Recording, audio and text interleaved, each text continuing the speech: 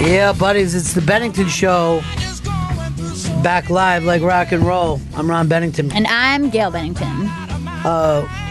As always, Vito Calise, a little bit behind the trend of what's going on, because he announces that Mean Gene passed away, but just as we were ready to start the show today, and this is a very, very tough one, Chris came running in to tell us that we lost Bob Einstein, the guy who played the part of Super Dave Osborne, one of the funniest people who has ever lived, and may not even be the funniest guy in his family, because that's what we always said about Albert Brooks. As funny as Albert Brooks is, he might not even be. It's Albert Brooks' brother. Totally different comedy than Albert's, and both of them are brilliant. This is so heartbreaking. He is so absolutely Fallout funny. Such a uniquely funny person. Oh, the matter of fact, for the people who don't even remember Super Dave, of course, he played on Curb Your Enthusiasm with Larry David. And what was the name of his character?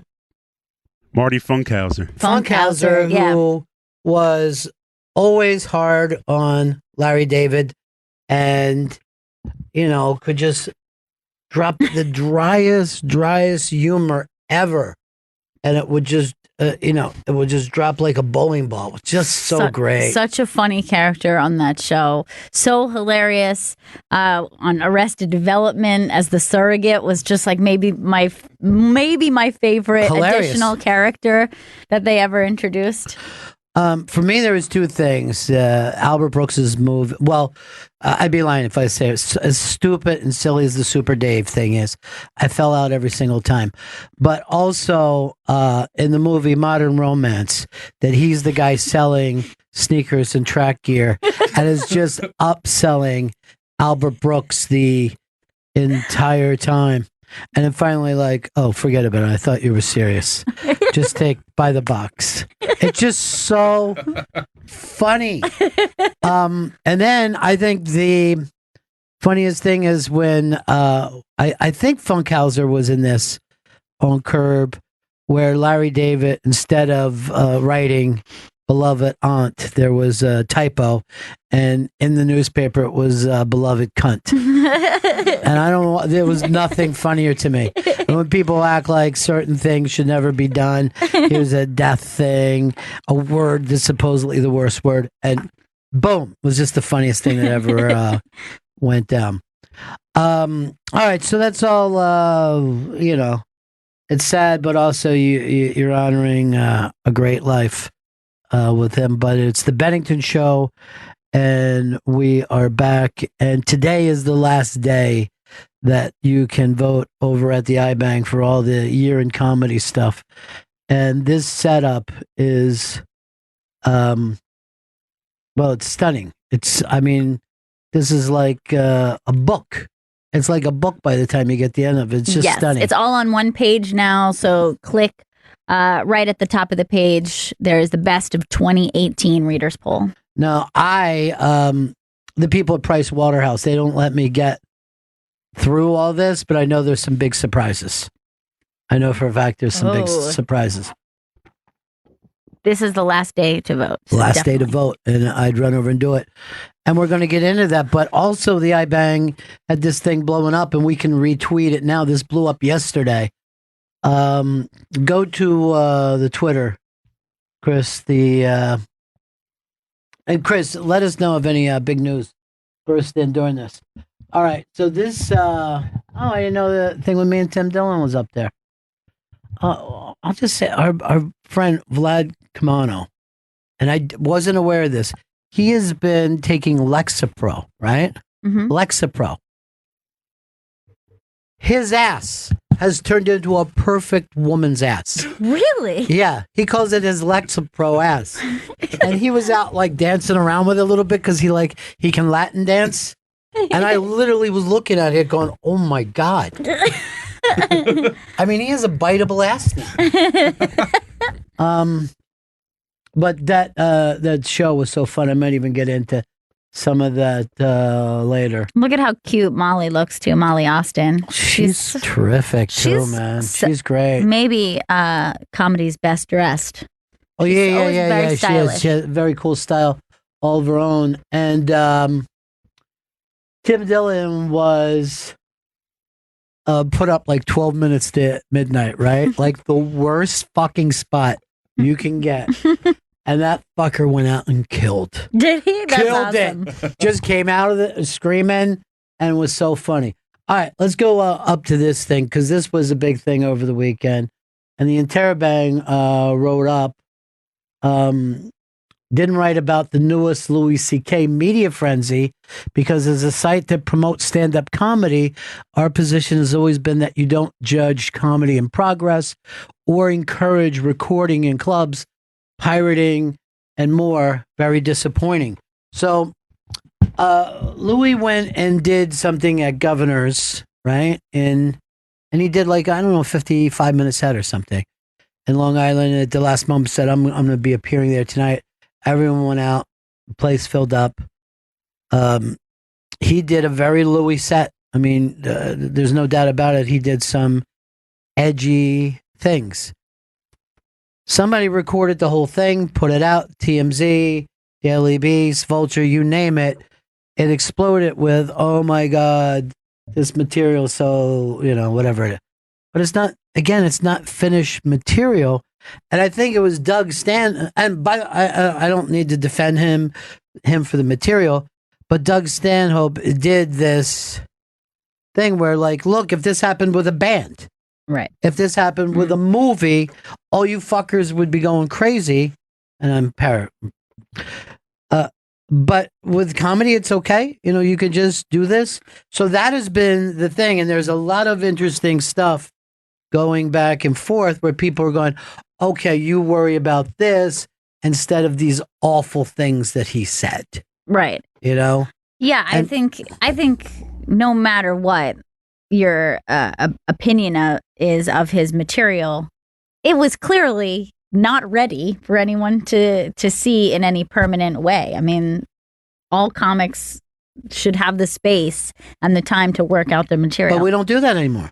And look, I went to Amy Schumer's show when I was in Jamestown at the Comedy Center, right? And I was actually walking over, and they said, I had an all access pass, and they said, "Would you put your phone in this bag and then you get it back?" I go, "No, I won't." You know what I mean? Because I want my phone with me. And they go, "We have to do this," and I go, "Then I'm leaving." But you see why she's right. Yeah. You know what I mean? Now, I, on the other hand, am right because I'm not a fucking bootlegger and I'm not going to record her act and put it on. But it is an annoying place that we live in that you, not only can you not trust this fucking guy to do this, but you can't trust these major publications not to put somebody's fucking material out there. Yeah, absolutely. I think that's the Interrobang took the perfect stand on that. Well, you would be surprised. All you need to do is go and read some of the responses. There are a lot of people who are adamantly in the other direction. Some of them were like, hey, I don't care how the information got here. The information is bad to me. Right. You know what I mean? I think he did an entire bit about how it's okay to take a small stick of dynamite, put it into a puppy's ass, light it, and have it blow up. That's controversial. Now, I said this, I go, I never want that to happen. The image is hilarious, but I wouldn't want to see it in real life. I wasn't even happy when that goddamn longhorn started chasing that little dog around. I was like, run, Uga, run. What did they think was going to happen, Earl? You're people from down south. You got to be very careful where you put a longhorn and a bulldog. So anyway, go and check that out on the iBang. And this is even before we get into the year in comedy stuff. But I assume that the controversy of comedy is not going away. Over the weekend, they played over the past, vacation week. They played something with Gervais, Louis C.K., Chris Rock, and Jerry Seinfeld that ran on HBO. I don't know, it was 5-6 years ago, 7 years ago. Yeah. And was played there. And now is the most terrible thing that ever happened. It was really interesting to me because we've always had access to this material. This has Never always went been the case. I mean, if you watched it before, we all remembered it. It's just surprising to me that it resurfaced with this much controversy. Yeah, I guess people are going to be judged from things that they said in the past on modern times, and nobody is free of that. You know what I mean? But I mean, you could do that in any age or any era. I feel in modern society, But we didn't do that. Yeah. We didn't do it until this era. I guess because we weren't as readily able to access material the way we have point. before. That's a very good point. I know, but like if you were, let's say if you were around in the 80s, you probably had known somebody's parents or something that voted for George Wallace. But you know what I mean? Who was, a blatant racist. But we kind of felt like, okay, we're moving on past that. What are we going to do? Hound this guy for the rest of his life because he voted for George Wallace? And I don't know. Maybe I'm wrong. Maybe we should have. Chris, you're on the Bennington show. Hey guys, welcome back. Chris, you're also the first caller of the year. Yeah, congratulations. And 2019 call. I'm going to call you Mr. 2019 for that very reason. Oh, now there's a lot of pressure on me. This sucks. Chris, I just wanted to ask you, Ron, your opinion. Obviously when this stuff came out about Louis, you had a lot of people just in general just bashing the content of his stand-up, but there was also a lot of professional comics and entertainment that were also bashing the content of it. Like I think Judge Apatow, I think Andy Richter. What do you think about other comics bashing his stuff? It's a very interesting premise because, I don't have a problem with anybody bashing anybody.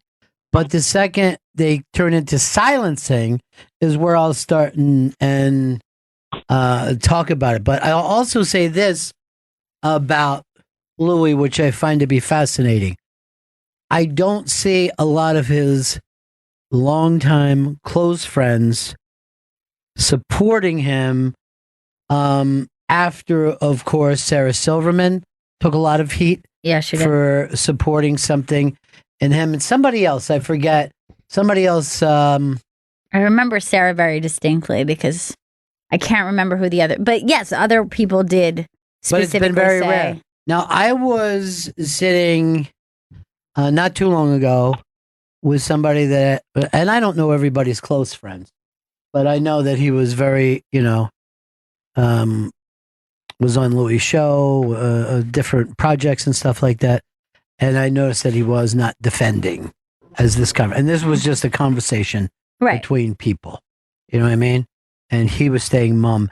And that reminded me that a lot of Louis' friends are staying quiet now. Do we know who the other guy was? Was it Chris Rock? I know there was a Page 6 article. Well, Chris Rock was brought down for letting Louis say that. The horrible word that all black people say was said in a context where it was friends joking. It was done on HBO at the time. It went out. Nobody complained. Nobody complained 6 months later. And now it's like, I remember and it was bold at the time. It just wasn't. Absolutely. Yeah. It's something that most people wouldn't do. But I think it was Vulture put out a thing that said, here's another reason to hate Louis C.K., which, I don't think it is. You could say it's certainly what he said, or even his act now, which I'm not going to defend, isn't the same as the stuff that he's been accused of. Why not focus on the stuff that, that has really got you upset. Danny, what's up? Hey, how you doing, folks? Hey. We're regressing back to pre-Lenny Bruce time. I'm sorry. Imagine if George Carlin had to be banned from doing stand-up. This is ridiculous. You can't go back in years and drag up everything people are saying. We all change over time. Listen to Carlin's legacy. He changed over time.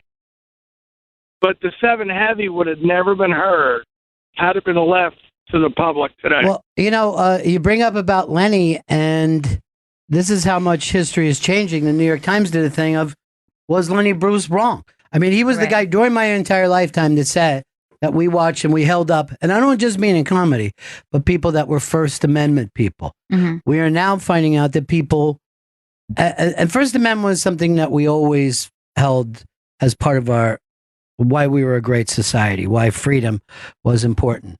And now there are people, and I don't want to just say younger people, because, when you saw what happened when they wanted to bring Steve Bannon into the New Yorker, people freaked out. I will not appear. Now, I am not a Steve Bannon follower. I find him to be fascinating, but I'm not a follower of his. But I also don't feel like he's a master magician, hypnotist that could get me to do something I don't want to do. And I also think that here's what my problem with it is that I think that it changes outrage and conversation and speaking out about things that you don't like in a negative way now too, because it's gone in an opposite direction. Right. Like, I don't think that there's anything wrong with saying, hey, I saw Louis said, I don't think that's funny, I don't think it's cool, like that's lame, versus saying he should be silenced, no one should hire him. You're stopping conversation and being outraged or disgusted or whatever, I think is healthy and good too. I think that that's more conversation. And I know that, like, sometimes because of all of this, people confuse it. Like, I know on this show, I have said something like I disagree with something or I don't like this thing. And people get it confused with, oh, so you don't, they'll tweet me and say, oh, so you don't want that person to work, or you don't think that person should exist. And I'm like, no, I think we should all have conversations about the shit we don't like. I think that we should all talk about it. Well, I'm a snowflake when it comes to two subjects: ageism and body shaming. I don't want to hear either one. Now, Earl, I will say this about Earl. He is a longtime person who believes that no one should use the N-bomb, that it's too much of a problem. But you even say black people shouldn't say it. Yes, I feel that I just don't like the word at all. And the word, when I was growing up, that word meant something entirely different. It represented wretchedness. It represented the worst in us. And when I hear black people just drop it as a noun, like kids Constantly. today, every other word, like my boom, like every, and I'm still confounded. Now, has the definition of the word changed through the years? Of course it has. For black people, because now they say it's a term of endearment and this and that, but I still can't get past the fact that that word means exactly what it means, and it's an ugly word, and I refuse. The way Chris uses it is very, very ugly. I mean, that's a good example. Yeah, off the air, you're terrible. Look, you're Twitter friends with Ellen Barkin, right? Yes. And I'm going to read an Ellen Barkin tweet from last night that I think you'll enjoy. This just says, I hope Louis C.K. gets raped. End quote. And shot at. End quote. In that order? Yeah. First it's rape, then it's and shut up. Now, the thing is, I honestly don't even think that's going to lead to anyone raping Louis C.K. I don't. People are very mad at her for saying it. But I don't think he's going to get raped or shot at because of it. But it is interesting to. Here's the thing that and I'm the whole thing about what gets people upset and what they want done about it. There's so much I need to learn because I can't get across to getting it because I grew up with, we celebrate it because the New York Times went to court to protect Hustler, right? Mhm. And Hustler way further into fucking degradation than anything that we have now. But the New York Times, the Washington Post, the journalists felt like we have to protect free speech, particularly the speech we don't like. And I remember in school, we were so proud we would see the thing and learn the story that the cops would walk the Nazis down the street and they had a chance to say their Nazi shit. By the way, it didn't seem to make more Nazis in those days. I think we have more Nazis now. And one of the things that happened in Charlottesville is I don't think we had the right kind of police presence there. You know what I mean? Like there literally should have been something to keep those crowds apart. Lord knows we do it in fucking New York City at the drop of a hat. Suddenly people show up and there's fucking barricades. You know what I mean? Where do they keep those barricades? I don't know, but they are ready to pull them out. They have a fucking ton. Here's what happens here, because I've been down near the UN and see this, and see like somebody from Sri Lanka is protesting, and then another counter protest from Sri Lanka will just show up. We don't know what the fuck they're pissed about. You know what I mean? These are expats. But the cops show up and keep those Sri Lanka people 100 yards away from each other. They're yelling down the street. You know, and they're both getting the right to express themselves. But, you know, you don't want them. You really don't want people punching and hitting each other and driving cars into each other. Right. But you also doesn't mean there's never any speech. Vito, you look like something you have to add, which is just amazing to me. I saw 2 weeks ago, I saw a 12-person march going down 7th Avenue, and there were 8 cops walking along with them. Do you know what they were protesting? Yeah, Black Lives Matter. But I didn't know this, and I saw this a lot on Instagram, Earl, is that there's a Hanukkah crawl in Harlem. A Hanukkah crawl? Yeah, they do like a bar crawl through Harlem during Hanukkah. Oh my God, I didn't Some know. of our friends were part of it, and some of our friends put stuff up.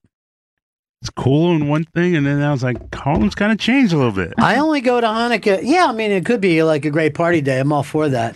I only go to Harlem to see U2 play or Guns N' Roses. I think Michael Ian Black was the other comedian who caught shit for defending Louis. No, somebody. Norm Macdonald. What's that? Norm Macdonald. Hey, guess what? You got it, buddy. Yeah. Michael Ian Black is, I don't know, he seems to be on, people love him on social media, but every once in a while he does say something that makes them mad. Yeah, he does. You does. have to be perfect in social media. Because he is left-leaning, but I think oftentimes will stand up for things that are just like, hey, this is. By the way, so was CK. Mm-hmm. I say was, like he passed away. He didn't. And Ellen Barkin, I'm with Earl. I just think she's fantastic, and if she wants to tweet something crazy every once in a while. Go ahead. You know who I don't like is this Mitt Romney taking cheap shots at my president. Mitt Romney is so sure that the Trump thing is going to fall apart that he wants to come sweeping in. Yeah. That's his only thing. He wants to be good boy. Because when he was running for the fucking Senate, he did a pro-Trump thing. And as soon as he's got it, he knows he's clear for 6 years. Trump can't hurt him. He's like, you know what? That guy's pretty fucked up. That Trump is fucked up. I wouldn't do that, would you? The Ohio guy, is it Kasich? Is that his name? John Kasich. Kasich. Kasich, yeah. Yeah, he definitely wants to be there. I don't think he's got the charisma. I mean, when he ran last time, the only thing that got him any heat is that when he came to New York, he would do interviews while he was eating as much as he could. And that really got a buzz going for him in New York, because he would just like go to like a Jewish place and then an Italian place, a Chinese place, and he was just eating massive amounts of food. And everybody would start loving him. They're like, you got to see this dude. He's got a bottomless stomach. And then Trump got mad and started saying he was a pig. And can't stand him. Why is he talking like that? But yeah, you know that there's a little bit of trouble for Trump when the Republicans. I think somebody's going to probably run against him Yeah. But it's seeming more and more like what that. they're more looks like they're more likely to do is just find themselves in line. So when he breaks, they're not going to hand this thing to Pence because let's face it, no one likes Pence. So how would they do it? They would just not endorse the they would run against him. You could run against. Yeah. Like with Jimmy Carter, Ted Kennedy ran against him and went right up to the last second. But would the party itself have to make a decision? Like, would they have to unendorse Trump and endorse? Well, I don't think they endorse. I don't think they can officially endorse until you get to that point. Like now, I see. Can they work for him? Yeah, but everybody is allowed to, if you're to run against the most popular Republican senator, if you're a Republican, you're allowed to run against that person. Right. Normally, you get steamrolled, and in the case of like Jimmy Carter, he was probably pretty hurt by Ted Kennedy by the time, in the same way that Hillary was hurt by Bernie, Right. But that's like that weird dance, right? Like for the party to be like, you want them to go at it, but you don't want them to tear each other down with personal attacks because eventually you're going to have to endorse that person. Yeah, you don't want them to be so weakened that they can't go on from there. It's it's interesting, but it's also annoying. I can't watch. I mean, we're 2 years out. I know that's the thing. It begins now, right? I mean, this is very, very soon. It will start, and it just won't end, and it'll go on like that for 2 years. Well, Pocahontas has already said that she wants to be the Democrat. Yeah, she's pounding beers. She's having a good time. What do you mean? She's pounding beers. I didn't see this. She put up I think it was post on Instagram, and they hand her a beer for New Year's, and she just starts chugging the Good beer. for her. Chug. She is cool. Yeah, I like that. You know what I like about her is that she's like, everyone's like, she's cool, but like cool in that way that you're like a 6th grade history teacher. Right. You're like cool for a politician is not really cool. She's cool for nerds. She's nerd You're cool. like, Mrs. Warren is awesome. She lets us do whatever in class. Yeah. But you know what? I felt like I learned some things too from her. I just, it's a long time. I mean, I think Trump can mop up anybody in the Democrats, but I don't know if he could beat Mitt Romney. Mitt Romney is a very attractive man. Mm-hmm.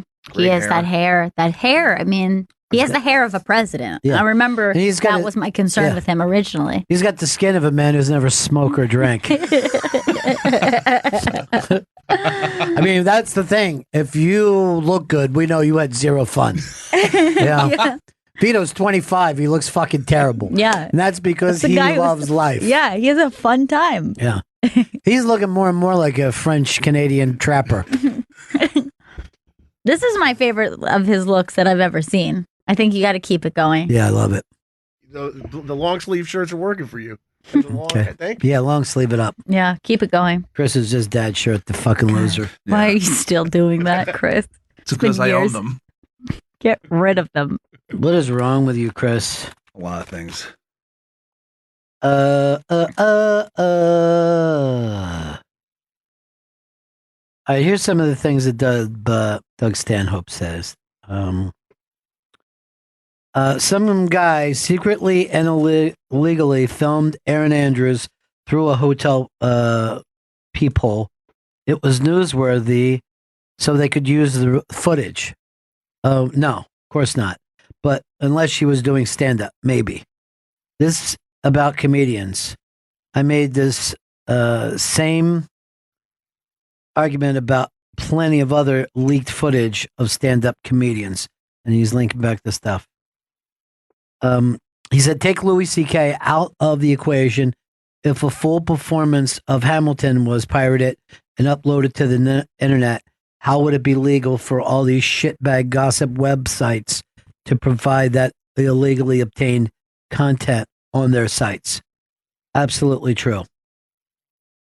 This happened too with Tiffany Haddish. She had a really bad Miami show. Yeah. Just a terrible Miami show, and everybody was showing footage of it. Yeah, it happens. Like, it's so weird that this is something that happened to all great comedians would have bad nights, and now they're you just were like, oh, I guess she's done because you see her have one bad show. This happened constantly to comedians and nobody knew I'm it. going to give you one that, even though the videos went out, Dave Chappelle, when he came back, Oh, yeah. he would just stand there and people would be yelling out his characters. He just wouldn't fucking react to it. And everybody like, Dave Chappelle is fucking donezo. Dave Chappelle, you're never going to see his. He's easily the number one comedian today. Yeah, absolutely. I mean, if Dave Chappelle talks, everybody leans in like it's Merrill Lynch talking about stock prices. Feel terrible about Super Dave. I know, it's so sad. Funkhauser. Super Dave Funkhauser Einstein. What a funny family, huh? The Einsteins. So funny. I also saw that Albert Brooks had tweeted about it, and it broke my heart. Yeah, I saw that too. So sad. And then their father was a radio comedian, and he used to do, I think it was a Greek character, which you could never do today. And his name was Park Your Carcass. And everybody was fucking crazy about him. And he died at a roast at the Friars Club. Oh, yeah. I didn't realize that was him, but I remember you told me that story. Yeah, Park Your Carcass. And then I remember one time Albert was, who was the big interview lady that started The View? I'm fucking terrible with names. Barbara Walters. No, that's not it. It was Barbara Walters. Oh, you got So it. he was on Barbara Walters, and it was him, and it was Michael Douglas, and somebody else who was in that remake of The In-Laws, right? And he was like, well, your two fathers were famous.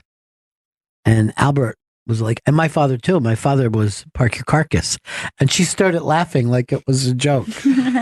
Like no one's father could be Park Your Carcass. And he was like, no, Yeah. I'm serious. Yeah. So funny. Who else was in that movie was second generation funny? Or at least famous. Not saying that Kirk Douglas was funny, but people would do impressions of him. Candice Bergen. Candice Bergen. That's very good, Chris. I feel like 2019 is your year, buddy. It's feeling good so far. Does it? Yeah. I It's only felt 2 like days in, but- when you texted us in the new year, I felt like there was a confidence in you that I had not seen before. So maybe it is. Maybe there's something about 2019. And it wasn't even that was 2019 at that time. That's right. Did you give your girl a ring? I did not give my girlfriend a ring. No. Not even a call? I was there with her. Oh.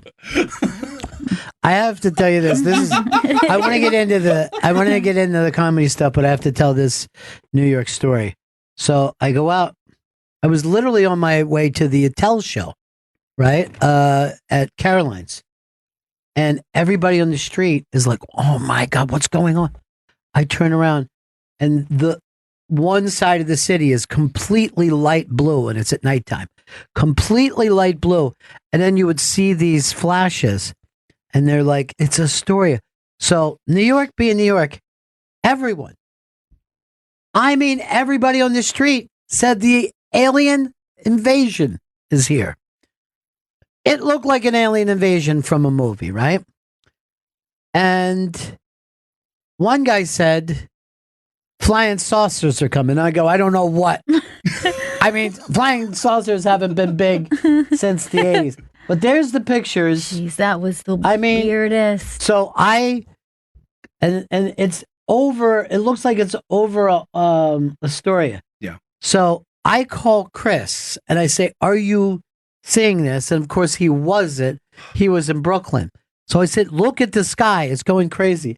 So Chris says to me, if I'm going to be honest, which is a hilarious thing to say in the middle of an alien invasion, he goes, it's a portal to another dimension opening up. If I'm going to be honest. Now, you can see something crazy.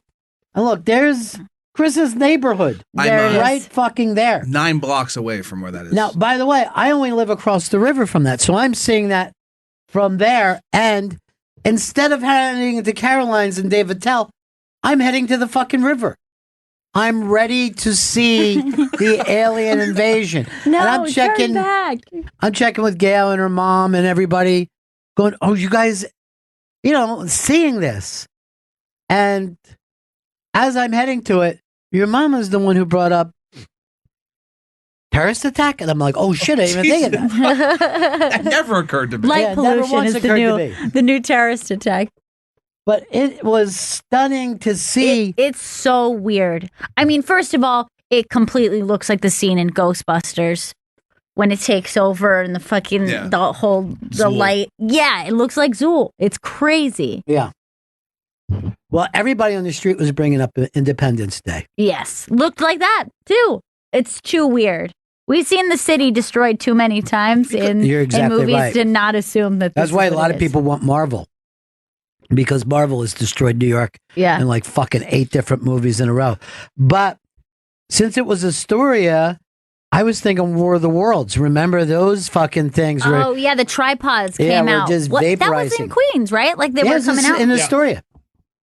So, and the weird light that it was the shape of an oval, like right above wherever the hell that thing was. Yes, that was just that was your portal that you had seen. I'm guessing that, but that one right there looks more like there's some kind of laser bombing. Yeah.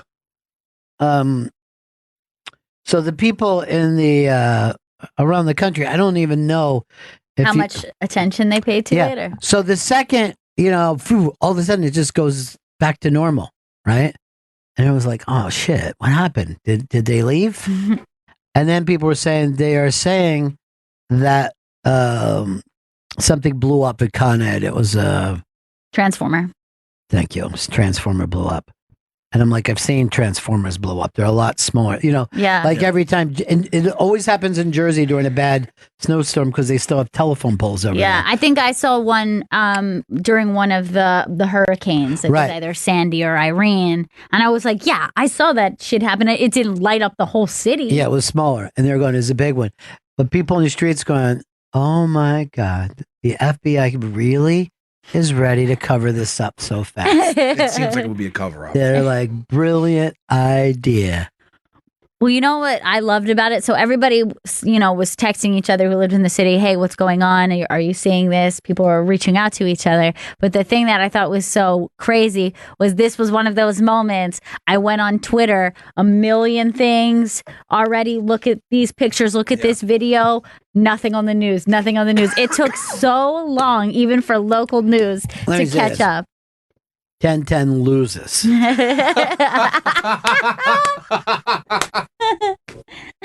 That's the way that fucking cookie. They're so much slower than Twitter. Now, the problem with Twitter is you don't get solid journalism. You will hear people say the aliens are here on Twitter. It does fuck with your head right away. Because I was using Twitter as for whatever reason, I just blew off Caroline. So I'm like, I'm going to see the aliens. And then I acted like I wasn't. I was just curious. But there was a part of me that I am so prepared. I've seen so many alien invasion movies that I wouldn't even be freaking out. I wasn't freaking out. You were like, well, here it is. Oh, yeah. I was like, here it is. It was like seeing a tornado to me. You know, I know tornadoes exist. And I feel like I put alien invasions in the same spot.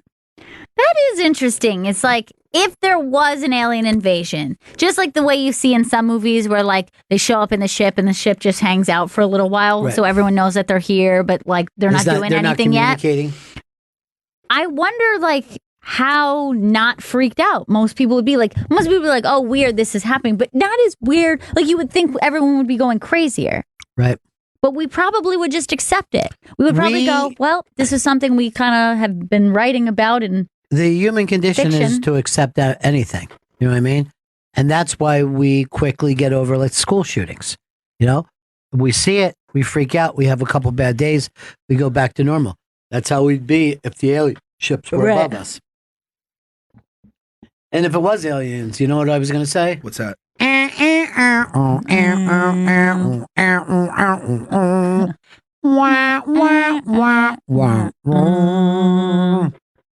But for all we know, they were preparing us for this kind of thing, just that, like we were talking about. Because I guarantee you, if aliens would have shown up during fucking Revolutionary War, no one would even fucking believe it. We would immediately believe We'd get it. We would figure it out. And it would take a long time for New York One to pick up on it.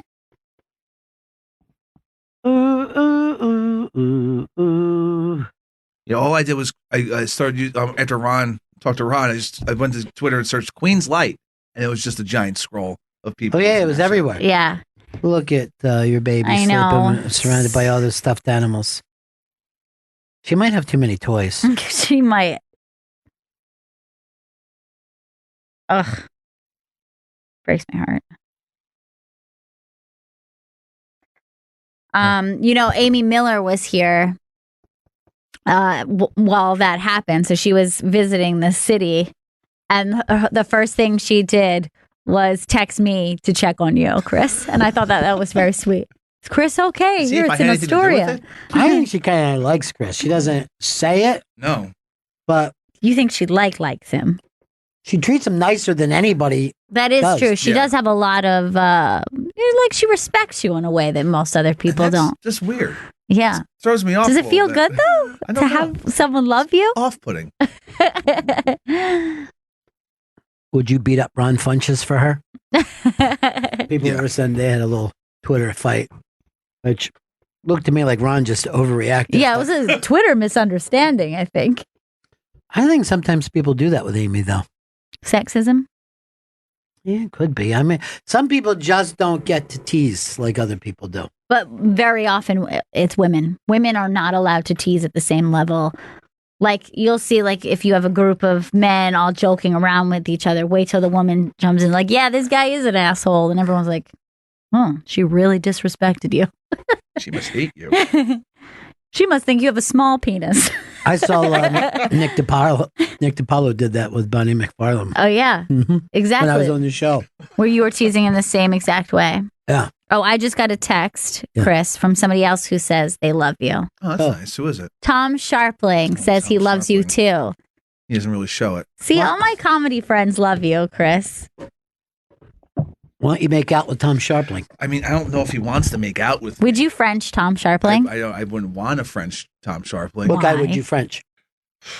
I mean, if I were single, I'd probably... If you were single. It's funny because no one ever does that when you're making people pick their, like, oh, who would you be gay for? It's like, well, I'm dating someone, sir. Well, first of all, let's all know this. You don't have a shot, no matter who you pick.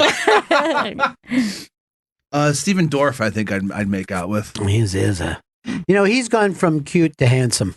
He's handsome, for sure. Yeah. But, I mean, the problem is, if you're with him, you're never going to feel fatter. You know what I mean? Like, he wears the tiniest. Like, I was looking, when he came in and did the show, I'm like, what is that t-shirt? A small? What is that jacket? It was like a little jacket, like a child would wear. Man, you know what's funny? This just made me think of this, but there's a Instagram account that like puts up like old photos of like fashion photos or different things that like we were doing culturally. And I had totally forgot this. Do you remember that Brad Pitt photo shoot that he had done for a magazine where he's in like a sequins dress and it's like oddly hot?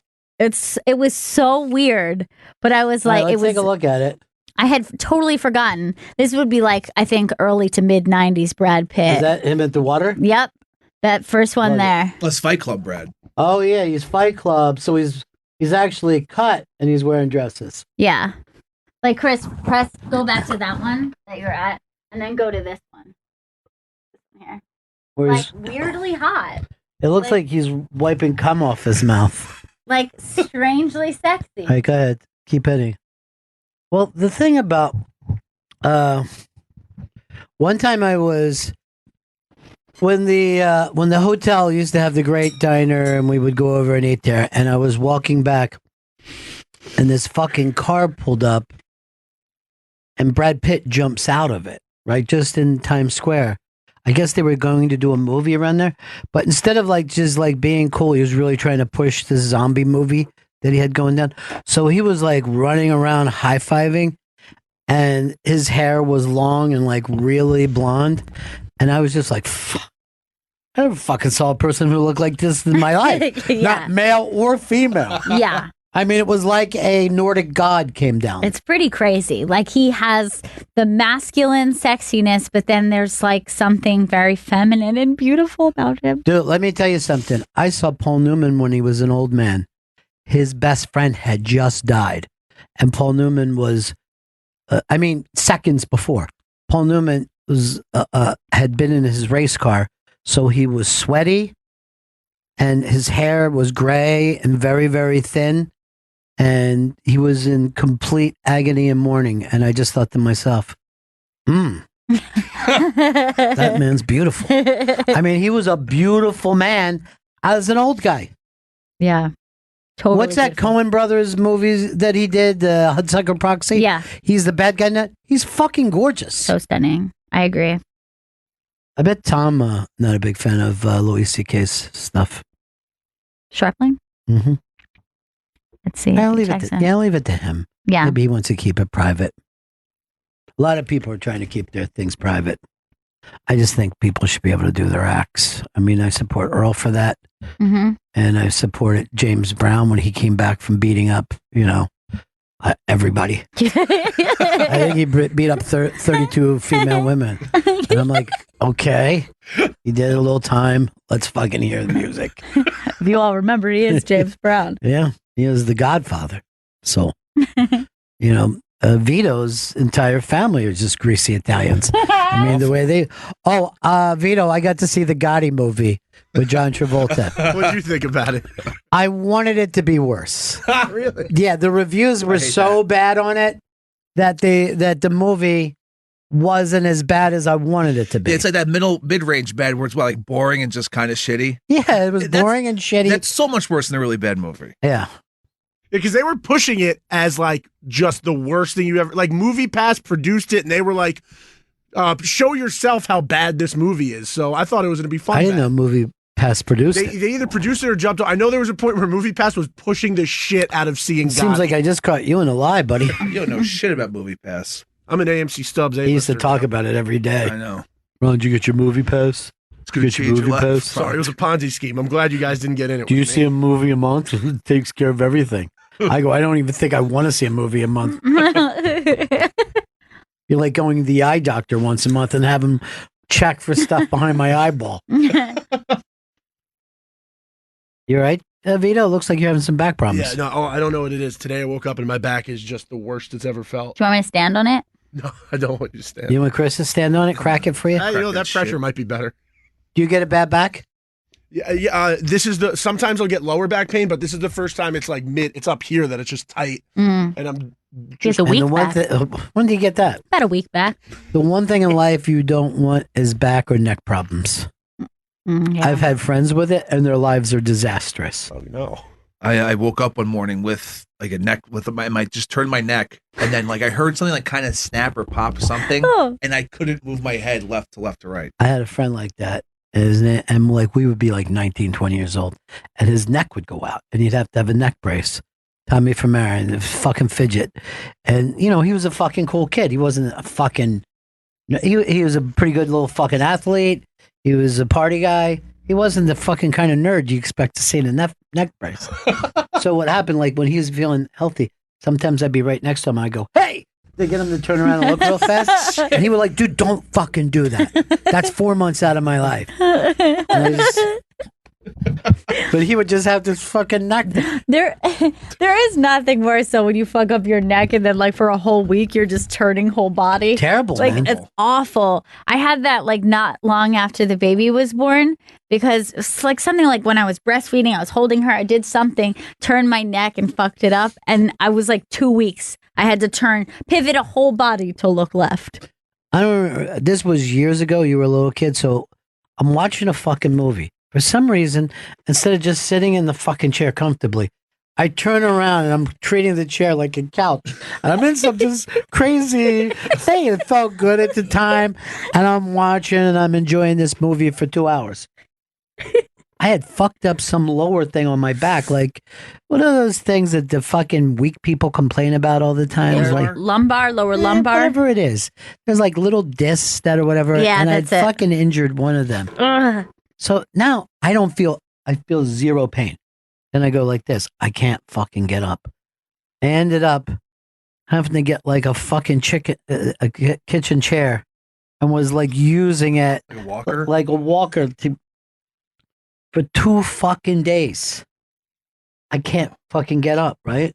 I'm in bed and I'm like, it's never coming back. And I said, my chick, I go, is there something I could piss in, like a pitcher?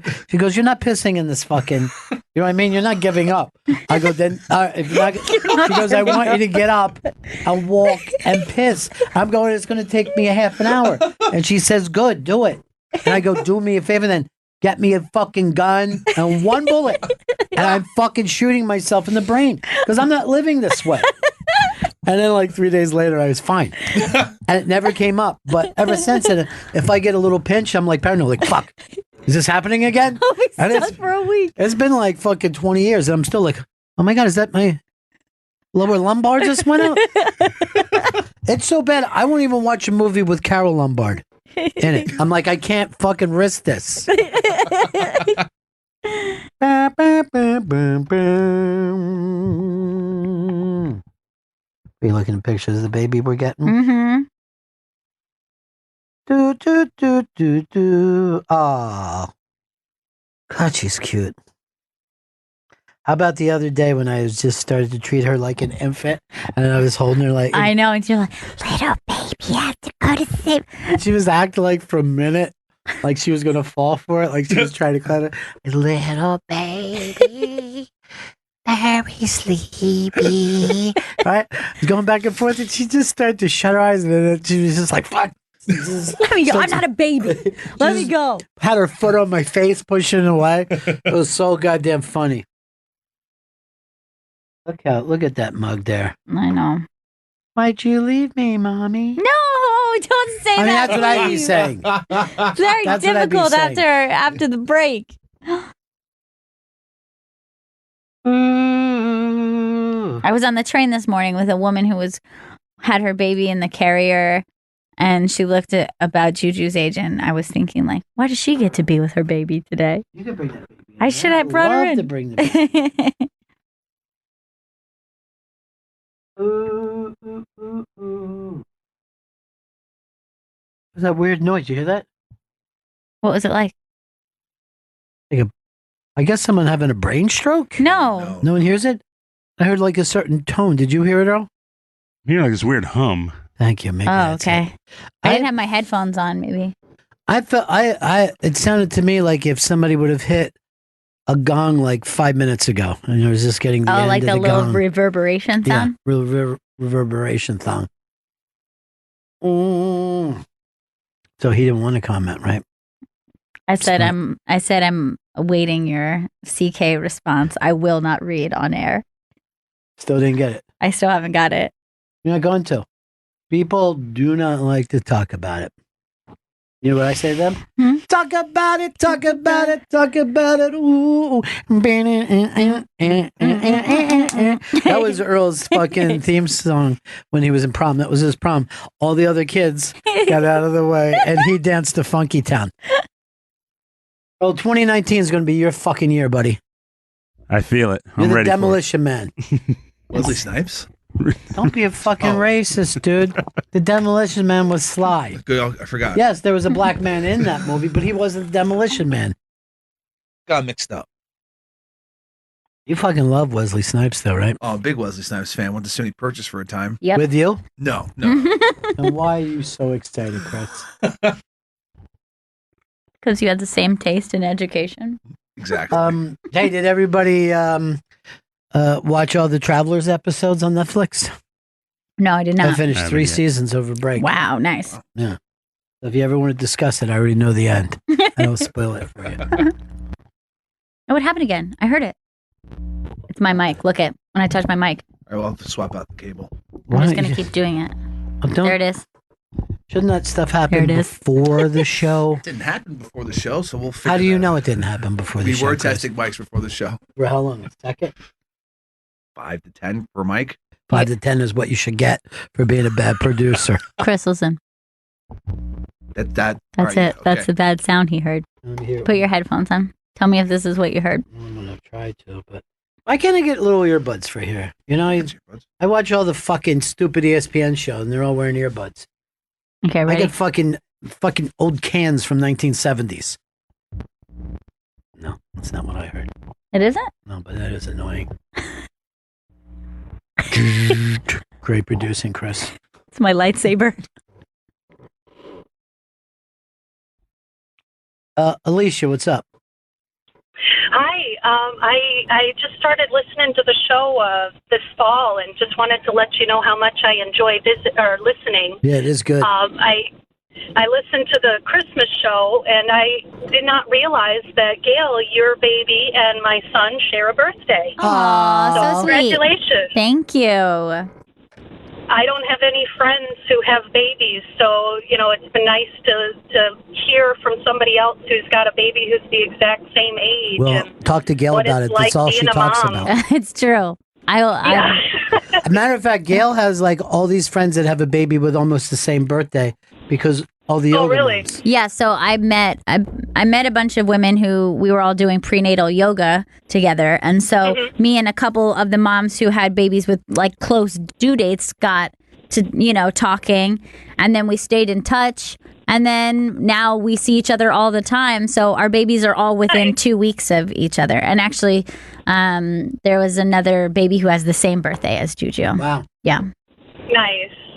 Yeah, it's and I gotta say, Ron, it's so nice to hear you talk about what it's like to be a grandfather. It's adorable. My dad is very reserved, so I don't hear much of that, but I can only hope that he feels the way that you feel about Juju. Well, if you need a happy pop-up, you just call me, and I'll be like, I can't believe it. It's a lot of fun. Congratulations. Thank to both you. of you. To you too. Fez just became a great uncle today. Just had his niece had a little baby. Yes, so sweet. And you'll like this, Earl. The name is Campbell because they wanted to. I thought that was that DeRosa. No, it's just the guy that looks like DeRosa that comes. I by fucking here at the just same waved time. at a guy. I thought, and then I'm like, what's with DeRosa? All right. When Fez was part of the naming, they named Campbell because Earl was such a big. Fez was such a giant fan of Earl Campbell, the great Houston Oilers running back. He just thought he was untackleable, and they named this baby Campbell. But and then I wasn't, but like I knew that stuff before Fez told us because his sister was telling my chick, and I was like, all right, I'm gonna send this picture to Fez. But they were like, don't. But she had also, because she was watching the brother. He's the bigger brother, and he looks just like Fez and fucking Trevor. I mean, he's just I know. a little, and it's the same face. Fez has a family; it's just stamped out like a cookie cutter. I know. They're all like, they have a very distinct look. Like they all, cousins and everything, they just look related. So the grandmother was like, and this kid was like making looked like some eggs and putting cheese in it. Mm-hmm. He was just sitting there, and the grandmother was like, "Are you so excited?" And he was blowing off any talk about the baby brother. Interesting. But their family does teach each other to be jealous. It's one of their big things. No one's going to pay attention to you when you get a sister. Beep, beep, beep, beep, beep. I want to get into year end because this is the last of. It's the last day to vote. Yeah.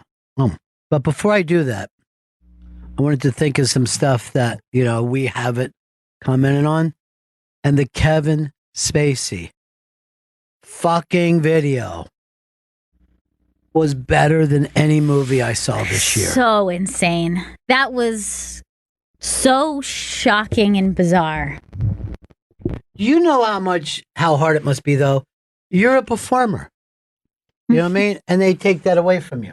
Let's say this. If you fucking work, I don't know, at a Walmart, and they take that away from you, you probably don't have a hole in your chest. You know what I mean? But when you're a performer, as shitty, what do you need to do, Vito? You want to switch these? Yeah, go ahead. Go ahead. Go ahead, swap I'll it just out. be quiet. Yeah. I mean, I would have waited to break, but you're the fucking boss, applesauce. So in the meantime, I can't interact with Gail in this. Oh, so what I'm saying is, I get where Spacey's coming from because he can't be Kevin Spacey. You know what I mean? Like for a lot of people, instead of like losing a job, this would be like being told, all right, you can never fish again. Or you can't watch fucking sports on TV ever again. You know what I mean? Like that would kill you more. This guy doesn't get to be friend. It's so weird, man. It was such Don't a you miss me? bizarre choice. It's very overacting. I mean, a lot of times we've said he was a great actor. Maybe he never was. By the way, I have a response, but I want you to see it, but it's going to take you a moment to read it. I was going to say play Let Me Be Frank, but then I didn't realize that thing is 3 minutes long. It is. It goes very all the quick. time in the world. All right, go ahead. Let me see.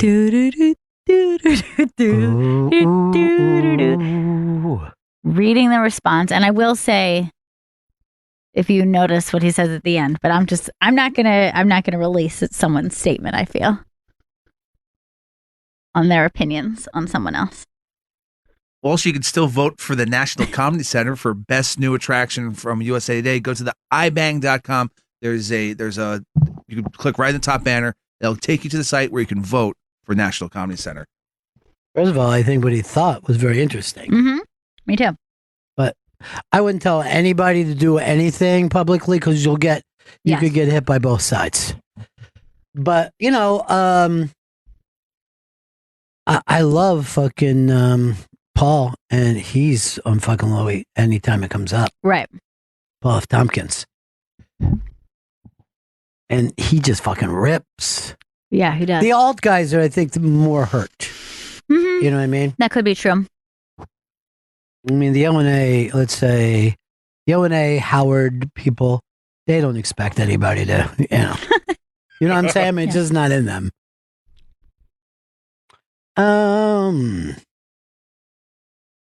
Clint, what's up? Hey, $1 million, Ronnie. Hey. I was just wondering if you or Gail caught Lily Hyatt on New Year's Eve. It was broadcast. Unfortunately, I missed it. It was broadcast on Outlaw Country. Margot Price joined her on stage. I caught a clip of that on YouTube. They were absolutely incredible together. Heck of a show from what I heard that, and our friend Joe List was there. I talked to Joe List about it. I did not go, and you were working that night. I will just say this. I'm happy to see Outlaw Country get behind her. Mm-hmm. I love it. I'm happy to see Outlaw Country get behind Margot. I mean, I really don't know Margot enough, so I'm going to look into her because I think that's why Joe went. I'm not even so sure that he knew her beforehand. Lily Joe, beforehand. You know what I mean? She's on a rocket ship right now. Which one? Crazy. Rocket. Both of them, but She's taking Margot's a rocket. on a rocket ship right now. She's playing with everybody who I love, and it's great. All right, do me a favor. Every time you see something good, send it to us, okay? Because 2019 is my new year. I'm stop being the fucking get off my yard. Everything was better before guy. I put that behind me. I also planned on eating better, but didn't realize we were coming back to work on today. Yeah. And not even this morning. So I thought the day I start work, new eating, new arts, new everything. I had a giant breakfast with literally a piece of cake. A piece of birthday cake. That's great. On my breakfast plate. Well, you know, my biggest issue is that I still have so much leftover Christmassy food that it seems wasteful if I were to just chuck out all these cookies and I'm like, I'll start doing better in 2019 as soon as I'm done eating 150 cookies left over. 2020 is my year. It's one more cheat year. I blew this. I feel like I'm gonna have to wait for 2020 as well, because 2018 felt like I had a lot of big things happen in my year. I'm just taking 2019 like I'm not gonna take on 2019. I'm just gonna let it happen. Whatever it is, it is. 2020. I only want to see in the TV show. I don't want it in a year. Yeah, it's freaky. 2019 was weird. Why? What are you talking Just making it to the year 2019. No, it's no different about 2018. 2018 is weird as you can get. You got relaxed and normal with that. Yeah. You're fucking sitting there smoking a fucking thing from outer space. Something maybe the travelers have brought from the future. I watched the show. Why wouldn't you have watched it? I don't know. I always like to do the day after the Super Bowl is the best reset day because you know you're going to eat like shit in the Super Bowl. So why? That's fucking like February 14th. but that's just one more month. So I have like a 13-month cycle. By that time, I'm off stuff. By the way, Tom wrote to me that I can read his statement. I don't care anymore, but I keep saying to him, I refuse to release your statement. Yeah, he could release his statement if he wants. I'm not going to be responsible for it. But I find his statement interesting. Yeah, I'm not even saying I totally agree with it. I'd have to think about it some more. But, up front, it looks like a pretty interesting theory. Yeah, because I think it's an angle I've never really thought of him in that way. But that's what entertainers do. You know what I mean? And certainly, that's what comedians do when you come in and read the room. You know what I mean? There's plenty of times. That you walk in and you're like, well, I have to win these people over. I don't want to fucking just say stuff that they don't like. Like when I work the black clubs, or I must lose 85% of my material. Yeah, it doesn't necessarily fly in a black club. I try to get a little fly. Matter of fact, I worked at Black Club not too long ago, and I didn't know it was going to be a Black Club. And I just walked in there. I'm like, shit. So I just get on stage and I go, what you talking about, Willis? Didn't love it? Nothing. I mean, literally. Pin drop. Earl, you're a basketball fan like myself, aren't you? Yes, go Knicks. What did you think of LeBron James saying that he was the GOAT, the greatest of all time? Did that offend you because of Michael Jordan, or do you feel like he had a right to say that? He has a right to say it, but at the same time, I'm like, Jordan never lost a final. Bill Russell, 11 out of 13. So he's up there, but the greatest, I say no. Is who? I'm still going with Russell, 11 out of 13. 13 years playing, right? No, that was just a 13-year stretch. They won 11 championships. How many years did he play? He played 16 years. So let's say 11 out of 16 and be fucking honest about ourselves. Do you only judge in championships? It's the barometer. It's like, can you make it to the top of the basketball mountain? That's it. I mean, if you're a one individual can't. Yes, that's true. But the barometer is if you can take your team to a title, that puts you in that all-time great category. I don't know. I mean, Larry Bird was not the most athletic player. He was the smartest, but why do we put him in that pantheon? Because he won championships. Well, you know why I always rooted for Larry Bird, right? Yes. Mm-hmm. You missed me, didn't you? You missed Frank. So weird, man. So creepy and weird. You think about me putting it in that bowl? Huh? Oh. Dipping it into a bunny hole. That's what he was saying. That's what Spacey was saying. That video turned me. I'm on his side again. It did? Turn you kept you the same. Yeah. Yeah, Frank. I never watched House of Cards. Me neither. So I just thought he was doing a southern accent when I turned the video on. For no reason. Yeah, I was like, this is really meta and bizarre. What do you think? You have a problem with LeBron saying he's the GOAT? No. I mean, he beat a super team by himself. And he did. It's pretty fucking crazy. Then why don't you fucking call Will Chamberlain the fucking GOAT? I scored 100 points in a game and everyone double and triple team him. And he did it in Hershey Park. No, I can't even imagine what the floor that place was. With crappy What about me? I do all the things that you like, but you can't talk about. I had that little bus boy up on my lap. And let's watch a little bit of Frank.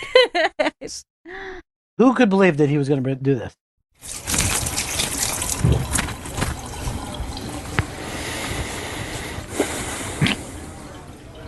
Embarrassing in the beginning. The man I know apron? what you want. Oh, sure, they may have tried to separate us, but what we have is too strong. It's too powerful.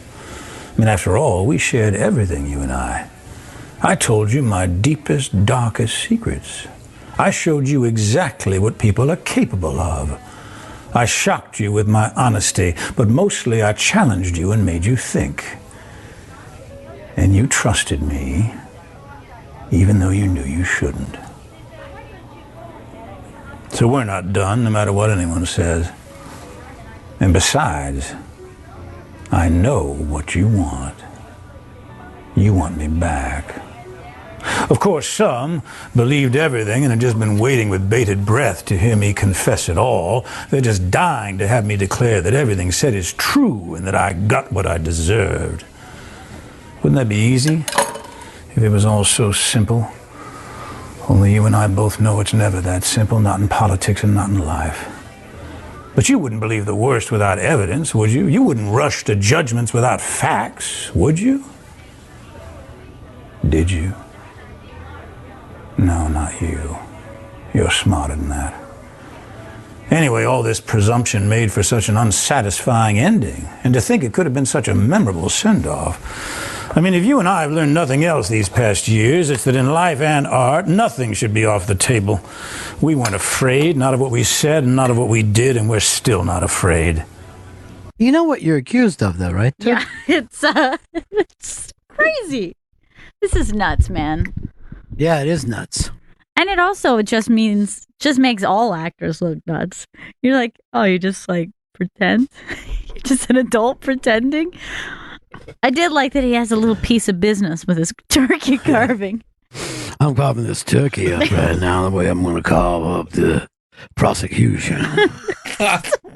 We can do whatever we want. There's no God out there. We all know this. You like when I do those things. You want me to do them. No, I don't. The fucking day after he did this, they put out a Snapchat. They said that this kid, while he was being molested, fucking Snapchatted it. That's right. He put it out on Snapchat, whatever that is. We don't have that down south. You do. Hey, did I not say Kwanzaa crawl? You said Hanukkah crawl. It's fucking stupid. It was a Kwanzaa crawl. Oh, okay. That makes sense. Thank you, Shrek, for doing something that these people are afraid to do. I wasn't afraid. I didn't know. I was terrified. I didn't say there's I a was home told. change. I was like, wow, home's Well, why would black people be doing a Hanukkah crawl? I thought it was ironic. I thought it was gentrified. To There's the point no where irony in religion. Frank, what are you doing here? I thought I'd show up, try to get back on the show. You had a Frank, place. you're fired. And you're not Frank. Call me president, Frank. Wasn't I president by the end of my termination? I like to hold them down and get those little nipples nice and hot. Frank, you're creeping everyone out. Graphic. Take off that apron. Let me tell you something. Those balls were tight. Tight. Little tight package, not like mine, dripping down into my saw. God. When I take a piss, it normally the stream will hit my nutsack. It's so big. While I'm doing this character, I'll finger my own ass. And stop touching the turkey. Call me Frank. This turkey is a baby I roasted. It's I'm bad. gonna eat it up. Does he make a comeback? No, I don't think so. Does Louis make a comeback? I think not now. I thought yes before, but now I'm thinking no. He makes a stand-up comeback. I don't know whether. Right. I don't think he makes a comeback at the household level, that he was at before. No. And Frank? What about Frank? I mean, Frank is going to be love the things I do. I don't, Frank. I don't love your molesting young boys. That's just part of the character. I play wall playing characters. For instance, right now I have a butt plug in. And that butt plug is of Jesus Christ. How's that? How's that fit you? You love it, don't you? Oh. Nick in Portland. Hey, Bennington, love the show. Thanks, buddy. Hey, I just wanted to say thank you for the show because of your show, I heard about Dean Del Rey last week. I saw him at the Comedy Cellar in Vegas, and he killed. Yeah. Hey, he's so good, and I would have never even heard of him if it wasn't for the show. Did you stop by and tell him that you heard him here? I did. I was like, hey man, I heard you on Bennington, and he was like, oh yeah, Bennington's the best. I was like, yeah. He gave me a cool little sticker that says Grateful Dean, and yeah, it was the best, man. I just wanted to say thank you. Yeah, he is. He's one of the most interesting cats. You were out when I brought him in. Yes. But I did his podcast with him because he gets obsessed with music because he's a great musician. But he also grew up in Yellowstone National Park. So he had no TV, no radio. He was in so deep. You know what I mean? Yeah. That he had never even heard any of these things. So he was a rock and roll guy, played with everybody. Guns N' Roses, Mats, I mean, you name it. He played with them. And then he went into comedy and started doing like 400 shows a year right away. I guess because he had already, been somewhat of a performer. Yeah. But he's opening for Burr and stuff like that. I mean, he's a really interesting cat. And just crazy as a shithouse rat, but he gets as crazy as music as me, you, and Earl do, and also Tom. I don't want to leave Tom out. That's why I'm protecting him from the awful audience that might turn the other way. Protecting him from himself. When do we get fucking interns? Early February. What? Yeah, early February or a week after Martin Luther King Day. Racist.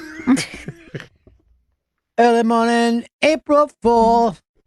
Shot rings out in the Memphis sky. You know that's not even true. He wasn't killed early morning. Oh, really? No. It's evening. What's that? Early evening. Yeah. Bono's a fucking liar, He's just a giant... early evening April 4 would have sounded great. But totally fine. I think they didn't have Snopes then. At least Wikipedia. Dude, it was the fucking 80s, okay? We're in a whole nother thing. All right? Could have grabbed an encyclopedia then. Nobody actually. I never knew anybody who had an encyclopedia. Yeah, I guess that was a dream as a child. It was only in schools I ever actually interacted with an encyclopedia. Well, they would come around and try to sell them. Yeah, they'd peddle them door to door. Door to door. And my mom threw them out in the fucking street along with her wash water. How dare you, sir? One time when I was a little kid, I'll never fucking forget this. I saw my mom throw 2 FBI agents out of my yard. Nuh-uh. Mm-hmm. You're kidding. Well, what were they snooping about for? They come over to, I think there was a guy across the street. Now, to me, he would have been a man, right? But he was probably 18 or 19. And he was AWOL from the United States Army. And they came by with a picture and said, have you seen this guy? Do you know if he's going across? And my mom's like, do you think I look at my neighbor's house to see what they're doing? I have nothing to do with that. Get out. I have nothing to say. And she just started fucking freaking on him. Wow. And she was not a rat. Mm-mm. No, she doesn't talk. No, but she was really offended. that somebody would ask her about To something snoop like about that. her neighbors. Yeah. And they literally were in the black suits and tie. I mean, they look Wow. like the FBI agents from fucking TV. She is a little. Now she would be mad at me for even bringing up that story. Yes. Don't you talk about me when I'm done my own home. She finds the whole thing fucking crazy. Yeah. What we do. I think this sums her up perfectly. Is that my grandfather was really interested in, genealogy and looking up where, family members and, what they've done in their life with all this stuff. And she hated it so much. And I was there one day when she was yelling at him and she's just like, let those dead people have peace. Don't be snooping around their lives, where they live, where they were born. Leave them alone. Let their Whose kid was who? Yeah, exactly. Let their secrets die with them. Give them peace. She was furious that he was checking about. So we only have studied one side of my family tree. But I'll tell you the truth, I don't even pay attention to it. What do I care? Some old fucking guy was a fucking carpenter or whatever. I don't give a shit. I feel no more attracted to that guy than anybody. This makes so much sense about your life now that you know this. Like if someone said to me, you know how I've always loved wood, right?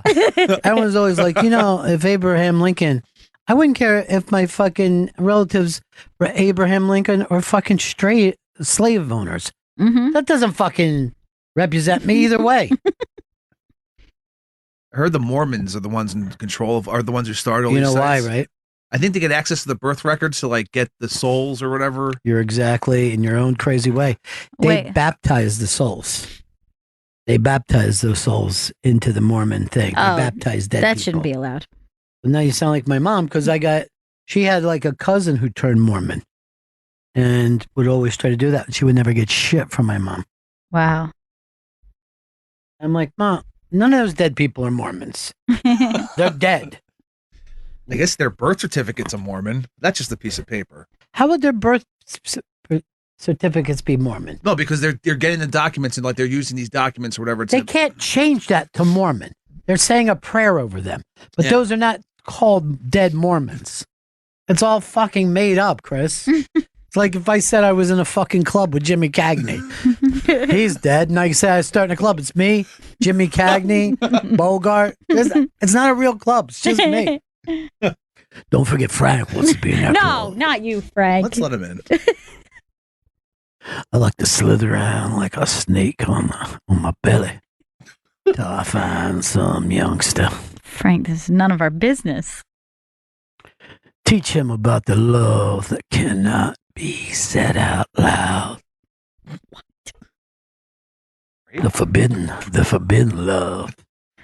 That eternal dance that Frank does. Some Or people non-consensual. call it flossing.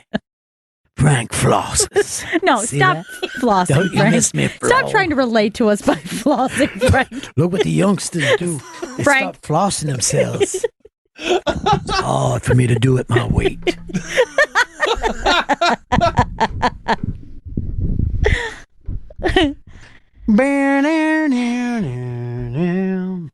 Trekalov, thank you for fucking telling me the truth.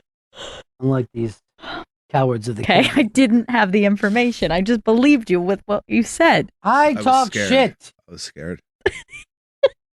I'm literally a crazy old fucking maniac. Well, look at Shrek's thing, right? So there we all are. Look how much smaller Chris Stanley looks. And I know at the time we weren't calling him Thin Chris Stanley. Yeah, he Wait, does look. Let me see this picture. Here you are. You look thin as hell there. Oh, that's weird. Yeah. Oh, look at how long my hair was. Oh, yeah, that's right. So the baby took it from you. Mm-hmm.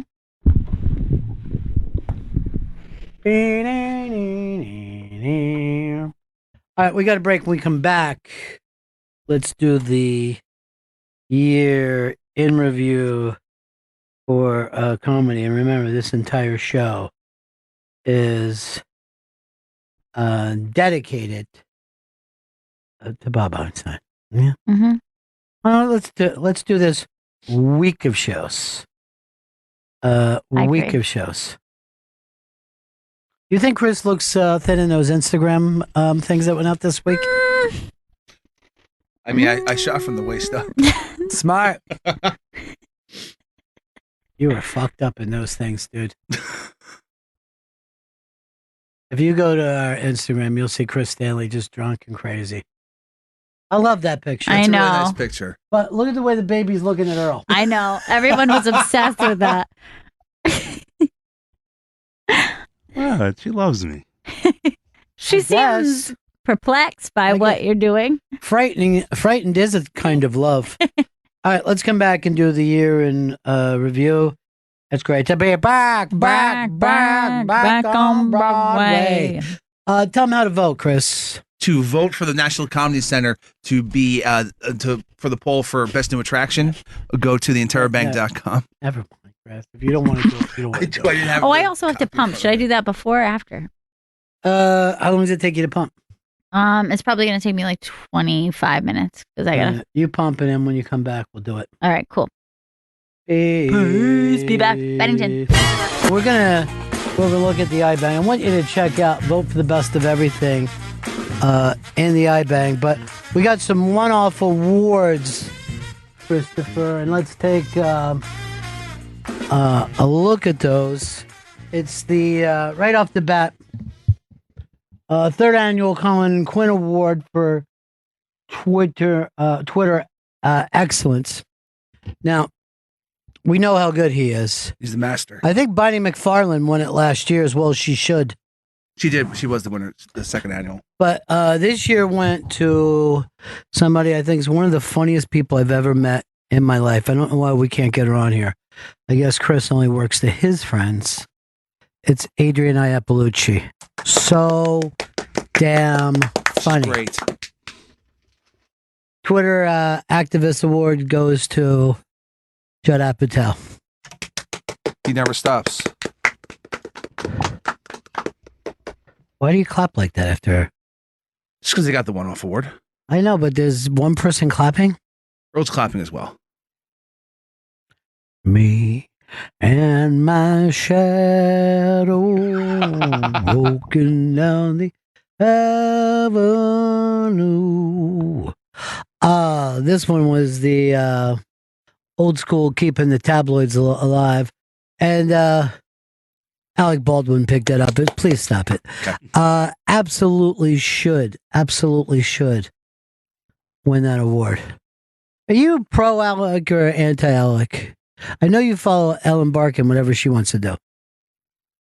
I dig Alec Baldwin because what you see is what you get with him. He's very direct. But He it's doesn't just mind straight getting it- Long Island. It's all the stuff Yep. that we complain about from everybody else from Long Island. And for him, we praise.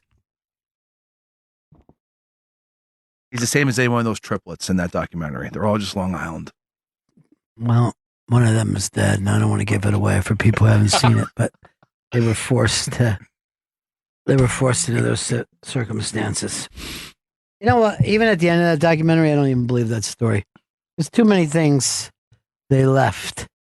I mean, I felt like there wasn't enough looking into the actual the place that actually was giving out the kids. Well, they acted like the Jewish lawyers didn't want to deal with that. So what? Yeah. There's fucking other lawyers besides Jewish lawyers.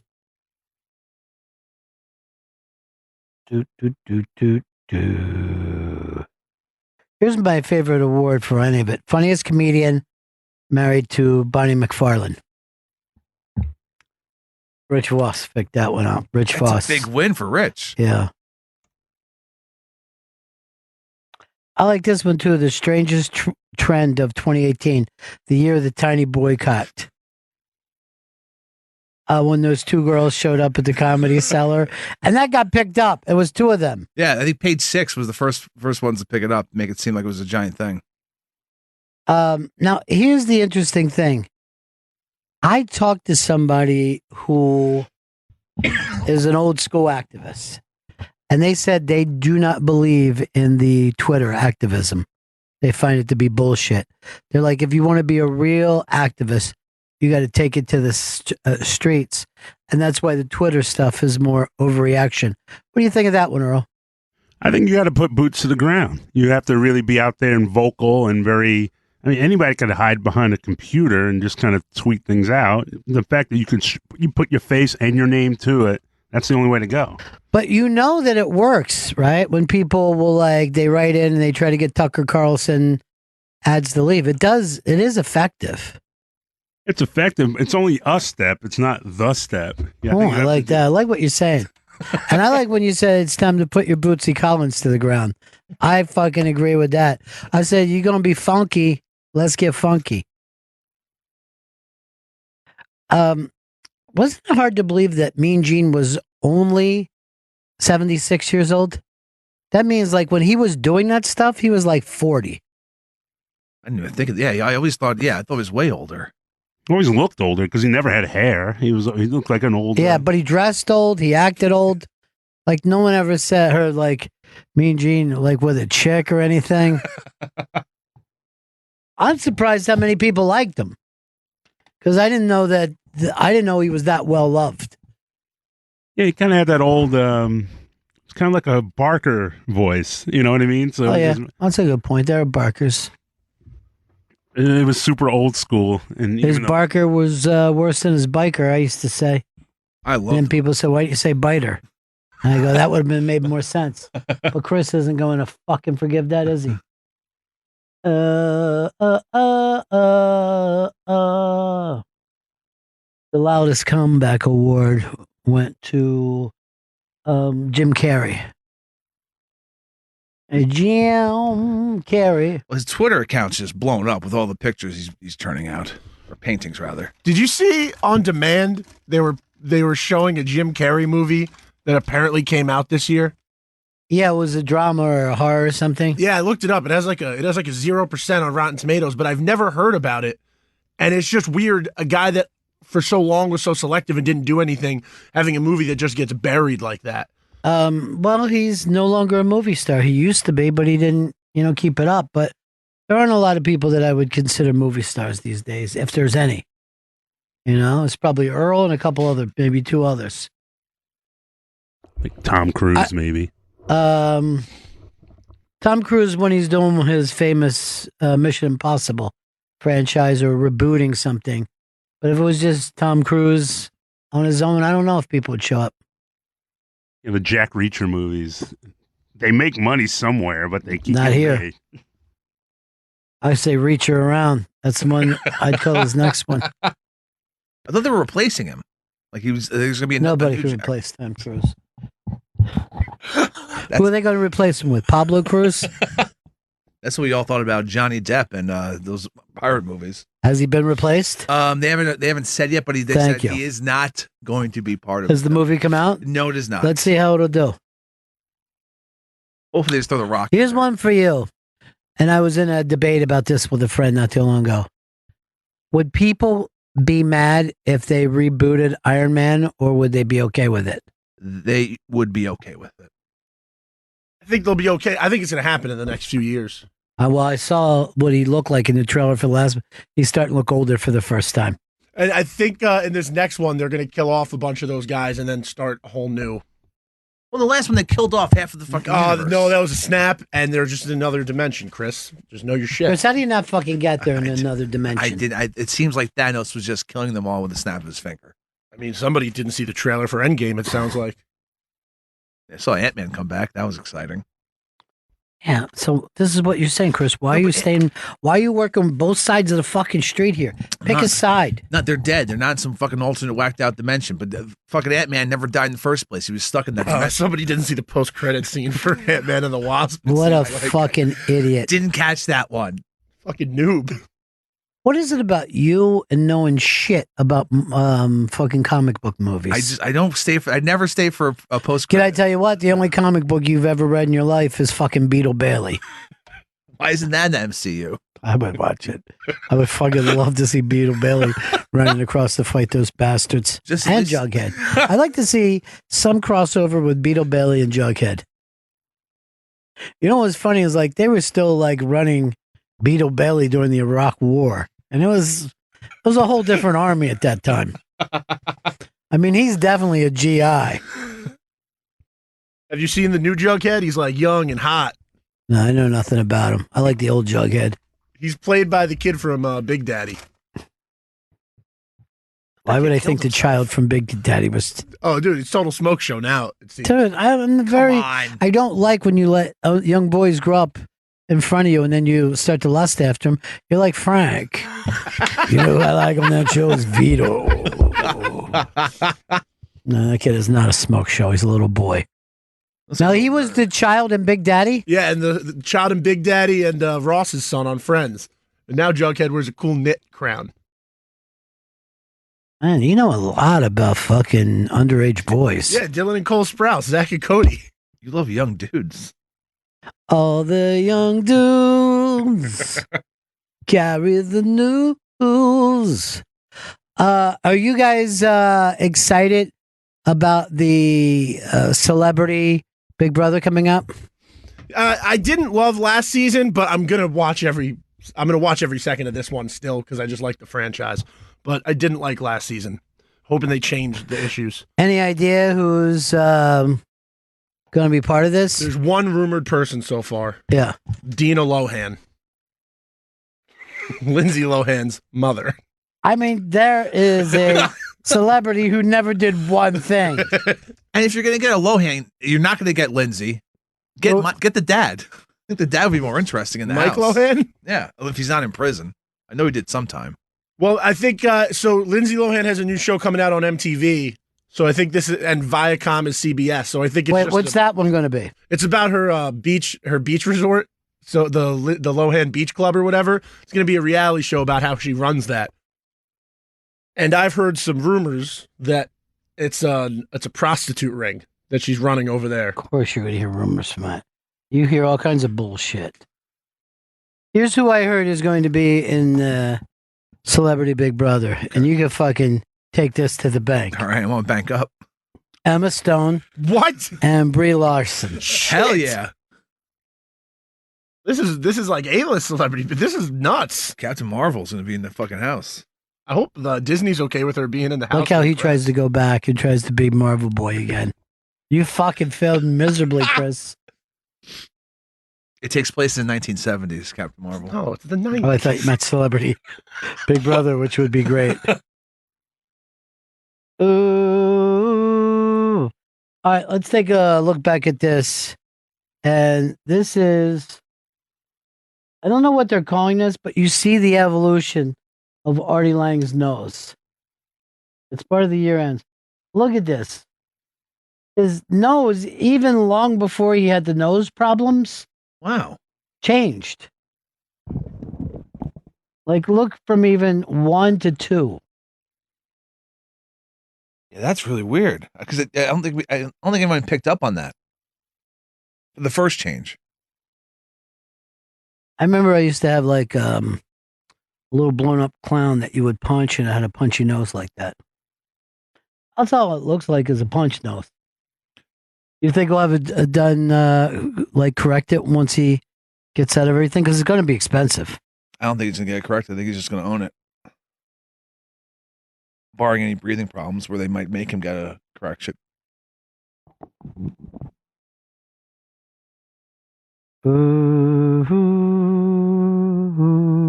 It's crazy. This is all one calendar year.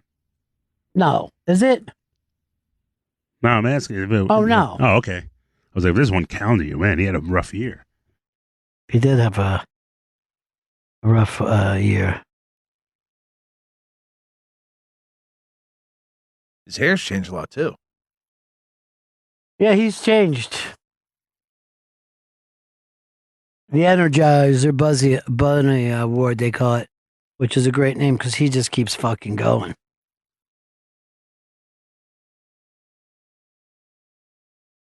Now, did you see our buddy, the Mad Cuban, take some shit?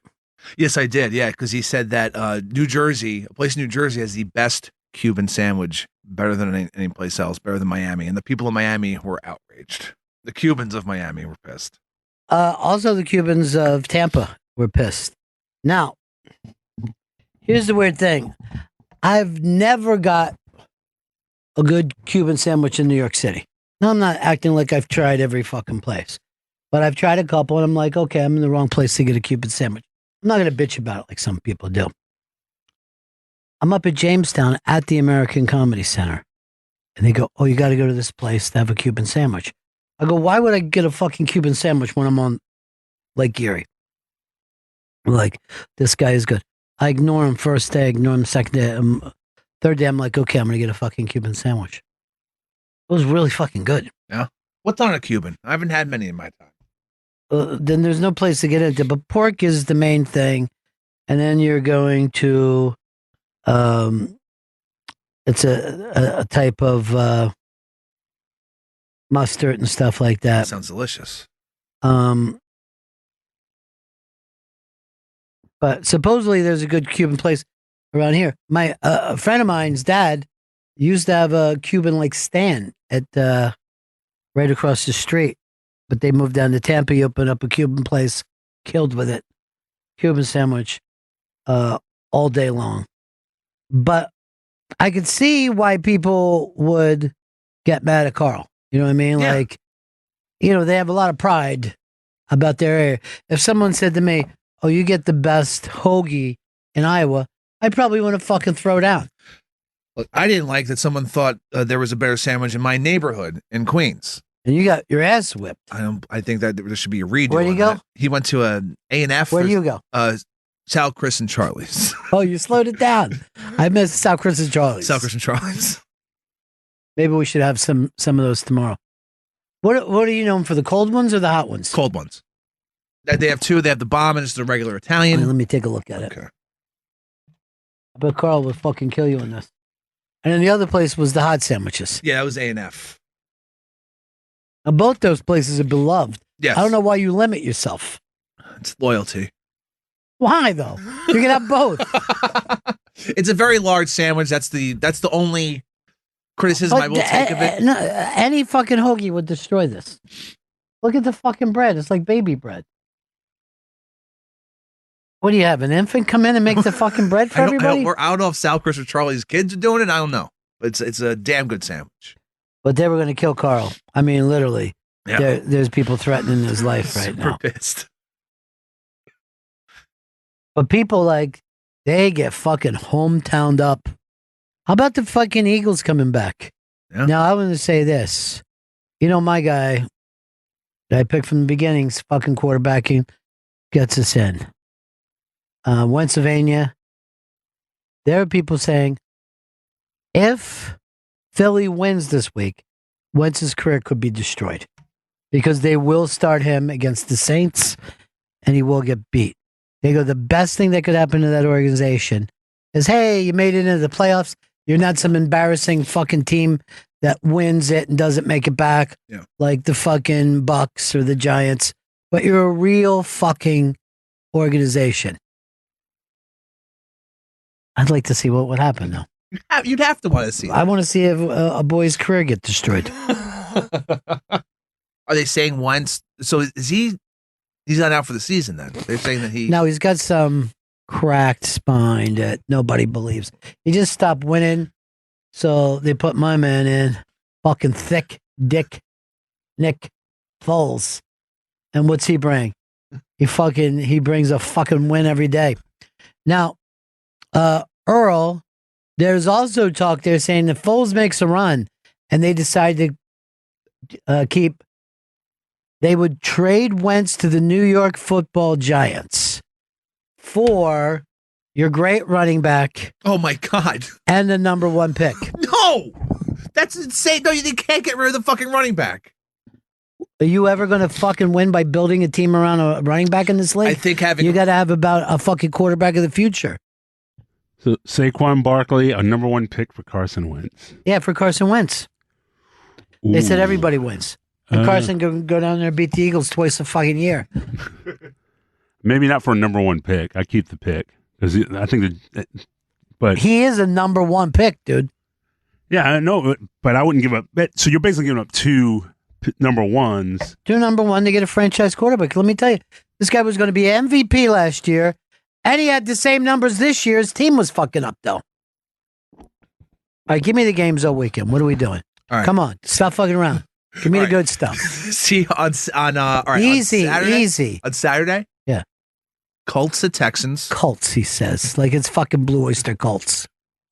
And Seahawks at Look, Cowboys. let me tell you something. I hate the fucking Colts. I hate that organization. They're going to win that game. Yeah, I agree. I think that if luck is too good, and the Texans, Deshaun Watson is fucking going to get the shit kicked out of them. All right, what's the other game? Seahawks at Cowboys is the night game. At Cowboys. Who you picking, Earl? Seahawks. Seahawks in an upset.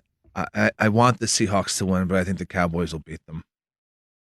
I don't want the Then Cowboys why don't you to bet the fucking Cowboys? win. I guess who the line Why don't is. you have the fucking nuts to bet the fucking Cowboys? And put 2 G's down, brother. Put 2 fucking G's down. That's basically a pick 'em. Dallas -1 at All right, home. so you got no fucking problem at all, dude. You putting up 2? I don't have $2,000 to put up. How much you got? On me right now, I probably have about $20. What's the for this bet? What do you got? I'll You throw want- up 100 the Cowboys win. 100? Why am I even talking to you? Why do you even have an opinion about sports? 100, Earl, he says. 100 fucking dullards. All right, what are the Sunday games? The Sunday games are Chargers at Ravens. Who's going to win that? Ravens will win. For the first time in my life, I think I'm going to root for the Ravens. I fucking hate the Chargers. And then the night game or the late afternoon game, Eagles at Bears. Now what's the line on that? I mean, the Bears should be so heavily favored. -6. Oh, that's a little less. You know, I thought the Eagles would be getting 9.5. It's because the Bears, they have their offenses in shambles. You're in shambles. That's true. He fucking showing up with $20 for a bet. How'd the pumping go, Gail? It went pretty well, How's the actually. pumping, Gail? How's the pumping? Went pretty well. And we just turned fucking football out on his fucking ass. I like that thing. Chris sent something. I guess we have it up on the iBank. But I was staring at this fucking map like I was a little kid. And it's what states hate which teams the most. And proudly, Texas and any fucking state that loves the Cowboys, out of all the teams in the East, they hate the Philadelphia fucking Eagles the most. Really? Yeah. I think that wear it like with pride. Oh, for yeah, sure. you got to. If you're a hated team, it means you're doing okay for yourself. Now, in this case, it isn't even about the team. They hate the fans so fucking much for beating them up every time they come to Philly. But the Giants fans are like this. Oh, can I help you into your seat, Mr. Cowboy? Can I get you one of our world famous New Jersey Cuban sandwiches? I remember when the Cowboys played the Eagles in Philly. Michael Irvin, he gets a stinger. He's laid out. They're screaming. Paralyzed. They're screaming. Leave him there. Basically, let him die. Irvin was pissed. He was like, They "That's also so called clever." him the other F word while he was laying there paralyzed. Boot Santa Claus. The state of Florida hates New England. The state of Ohio hates the Steelers. Hates them. But Pennsylvania hates the Cowboys. Yeah. Now, this is the sad thing for you, Giants fans. Nobody hates the Giants. Nope. Yeah, that's embarrassing. New England hates the Jets. That makes no sense. Not the team that beat them twice. That's really weird. Because the Jets, they shouldn't hate them because they just dominate them. Yeah, but they hated him all during the fat coach days. Oh yeah. The fat coach started trouble. Now, so this is embarrassing. Like California, Nevada, they hate the fucking Seahawks. So you're thinking the Rams, but they hate San Francisco. But you're right. San Francisco would be covered in that. How come no one hates the Redskins? What's the fucking hate? Everything? A fucking team that doesn't fucking do anything. Found a way of being 2 games up and within the next 4 games falling out. I'm always happy to see the Redskins on my fucking calendar. What is that? West Virginia hating the Ravens? Yeah. Yeah, because they're Steelers fans. They fucking love their Steelers. Some of these states, they don't have anything for themselves. Yeah, embarrassing. Like, look at Delaware. They're like, what do you hate, Philly? And I will. And look, this is fucking interesting. Jersey seems like they're more Philadelphia fans than they are Giants fans. Right, because they hate goes the to Cowboys. Or maybe Giants fans hate the Cowboys, but no one sees them out there in the night. Here's a fucking... And I said this to Chris. I go, I love this map so much, I wish it was a globe. So Idaho hates San Francisco, but what do they like? They like their Seahawks fans. Gotcha. Okay. You know, that whole area is the good fucking the Northwest, and they love their Seahawks. Now, for some reason, though, look at fucking Oregon. They go in the opposite direction. They're hating the fucking Rams for no apparent reason. They don't know what they're doing. But they might hate the Rams just because a lot of people from LA move into Oregon. Hey, Johnny. Johnny. Happy New Year. That map made me giggle for quite a while. That it's the fact that states that don't have teams like Iowa, like in the middle of nowhere, like Nebraska, just hate for no reason, really. Like, it's just bizarre to me. Look, let me tell you something. When you're in Denver, right? You see just like, of course, everybody loves the Broncos. You could drive 1,000 miles and there's still Bronco fans. They're all in that fucking center there. They fucking love the Broncos. Now, on the other hand, look at these people who hate Green Bay and the fucking Dakotas. That surprised me. It was a weird map to look at. And no one hates my poor Giants, which is fine. The Giants are the friendliest fucking team anyone's ever seen. Friendly Giants, they call them. That should be their actual name from now on. And Earl, did you just say that the Giants should trade their first round pick and Saquon Barkley? No, Yes. I said. I think it would be a great fucking trade. Keep the pick. Trade Saquon Barkley.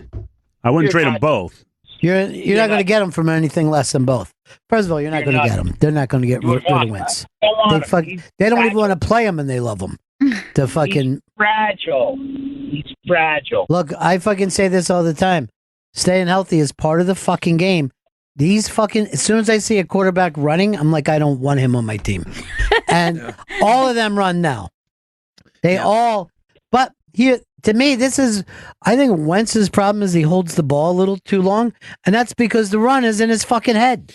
He's like, oh, should I run? Look at Eli. He's never ran in his fucking life. Nope. He's been there for. And he's been there since 1958. Is when he was drafted. Only game he didn't play was when the dumb coach pulled him. That was it. That was the meanest thing that ever happened in my life. So why did they do that? Geno Smith. The guy thought he was going to put his fucking stamp on a team. What he did is put a stamp on his fucking exit. Let me tell you, I've watched the TV show The Travelers on Netflix. I'll fucking judge the future for the way it's happening. But I would think that your quarterback situation is going to get really weird in Philly. Well, unless he loses. If he loses this week, and he should, then it's good for Wentz. If he fucking wins, now it's like, who do you play? Yep. If they don't play Wentz, it's a fucking disaster for Wentz. If they play Wentz and he loses to a fucking team that already beat him 48-7, it's fucking bad. Yep. I told you before, he's not the Super Bowl winner. He doesn't even get a fucking ring. He doesn't even get a ring ding for what he did for that team. You got to win the Super Bowl. Give him a ring ding at least. Now, I know you're a giant Phil Simms fan, right, Johnny? I like Phil Simms, yes. How many Super Bowls has he won? One. And yet, he was on the bench. He played the most fucking games for the Giants that year. And no one gives him credit. And the reason why, because he doesn't fucking deserves it. You're fucking hurt for the Super Bowl? Go home. Watch the game with your mom. be like, he should have been like that kid, the Penn State quarterback yesterday, who talked his way back into the game. They're in a bowl game. And how'd that work out? Do you ever notice that it seems like Wentz enjoys himself too much on the sidelines? Yeah. He always seems like he's laughing and He's yucking like it up. fucking half of an idiot. It's like he's enjoying it. Yeah, you know what? I saw him the other day. He was holding on to a balloon, having cotton candy. I go, dude, watch the fucking game. Learn how quick fucking Foles gets the ball out of his hands. But you are right about that. Yeah. So I'm playing hide and go seek with two other guys. All right, Johnny. Talk to you soon. Love you, Happy Johnny. New Year, buddy. Glad you got to see the ball up close. Talk to you later. Every year. Okay, bye. He thinks the ball looks beautiful when he gets up next to it. All right, let's go through. Do we break or we keep going, Chris? Do we take it to the limit? Well, we need to break one more time. We need to break one more time for the end of the show. Well, then why don't we break now then? And then we'll enjoy fucking- ourselves when we come back. Then we'll we'll come back and we're going to try something new. I didn't even tell you about this, Gail, but I had this Okay. idea that we end with a song the way we used to begin with a song. I don't know whether it'll work. I'm going to be honest with you. I don't know whether it's going to work. But today we're going to try it. That means we have the heart out for the song. So we have to decide the song soon so that they can calculate. Guess what? What song do we start with every year? That's the song we're ending with this show. Oh, okay. You Perfect. know what song we're doing. Mm-hmm.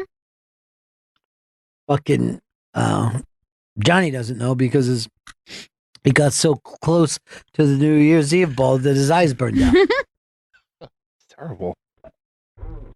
Kevin in Houston. What do you got, buddy? What's up, buddy? Hey. What's up, man? Happy New Year's. And you. I just wanted to let you know that the Texans are going to dominate the Colts on Saturday. That's not even a question. Look, I'm going to say this. Your mouth, the God's ear, but I don't expect it to happen. Where are they playing at, Chris? They're going to be in At Texas. Houston. What's the line? Yeah, we're Texans Right. are -2 At home? at home Come in on. the playoffs. I want you to win, Kevin. I actually do. But none of us are used to seeing the Texans doing anything in the playoffs. All right? I know. But hey, I wanted to tell you a city that I've been to for the Texans that absolutely hates another team. Who's that? That is the great city of Pittsburgh, Pennsylvania. Absolutely hates the Dallas Cowboys. Which is because weird, they have right? more rings. Well, they have more rings, and that's what they always say. We got 6, they got 5. Now, that might be true, but look at the people of Dallas who they hate. They hate the fucking Eagles, the Philadelphia Eagles. They don't hate the fucking team on the other side of the state. But I didn't know that. I would have thought that Pittsburgh would have hated the Ravens. Yeah, Because that they sounds had like- games that were just brutal. All right, we break. We'll do our voting for the end of the year. Bennington. Bennington is back. And did you get yourself a brand new Bennington t-shirt yet? It's available at the iBankShop.com. Get it. Faction Talk 103. It's the Bennington Show.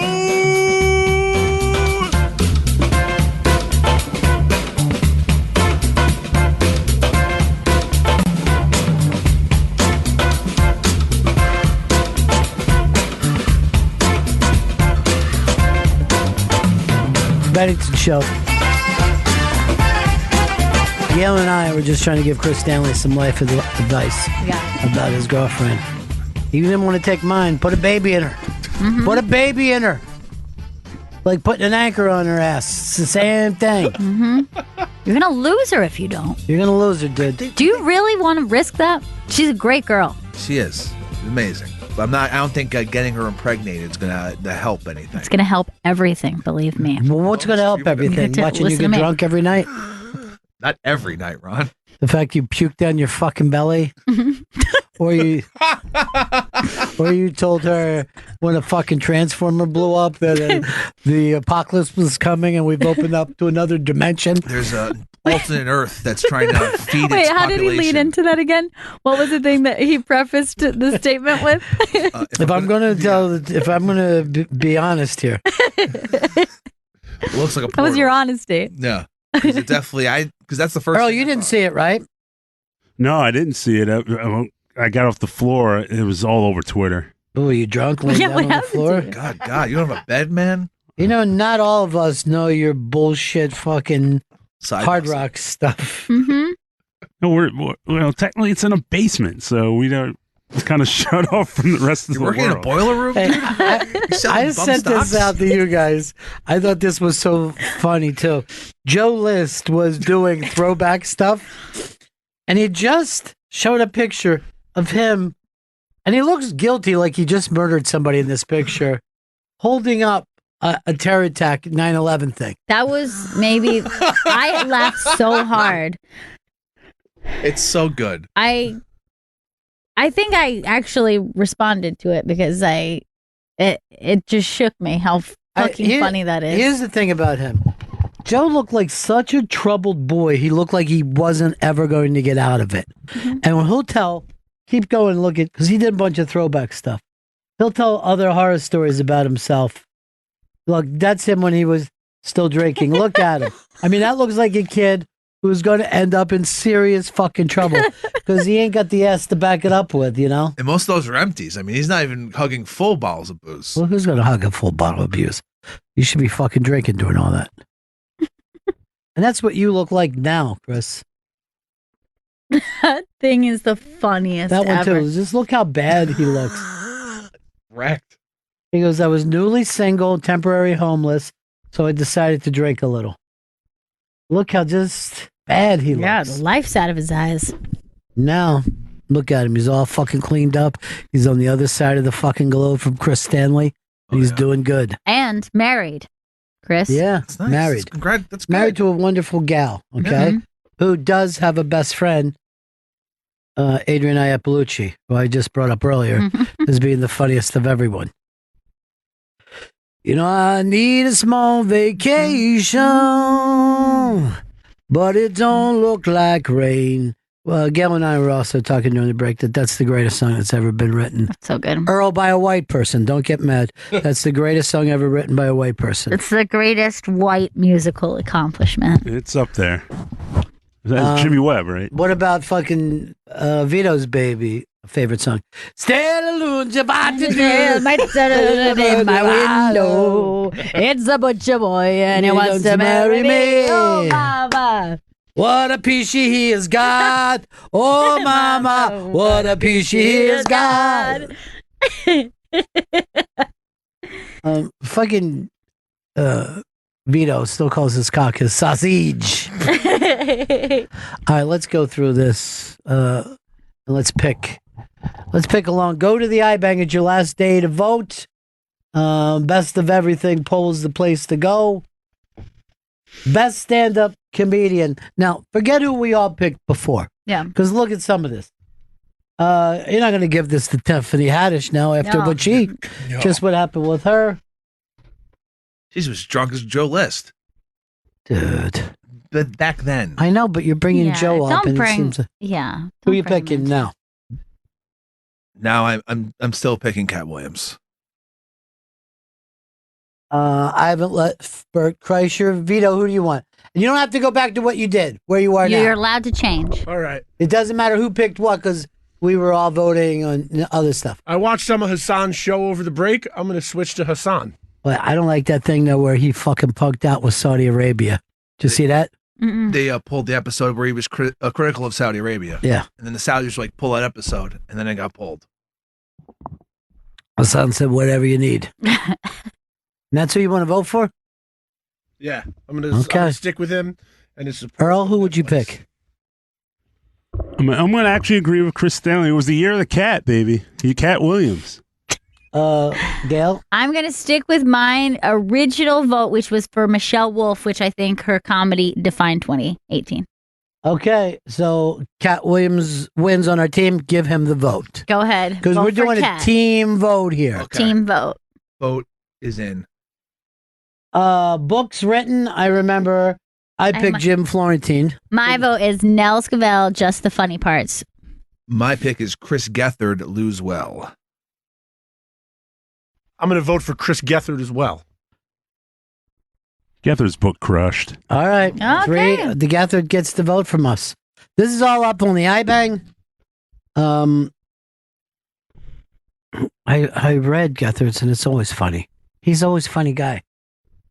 But Florentine's is fucking so silly and so poorly written. but fucking hilarious. Like, he'll just grab what somebody said on Facebook and rip them. And I was fucking like, he'll be like, who gives a fuck what? And I'm like, how do you get to even do this? Or who would think of it? It's hilarious. All right, stand-up comedy special. I stick with mine, which I said was Bert Kreischer and Secret Time. Now, I think I was so drunk I don't remember which I picked, but I'm going to switch to Bert Kreischer. Ooh. That's interesting. I'm going to go like Earl said, you're the Bert, baby.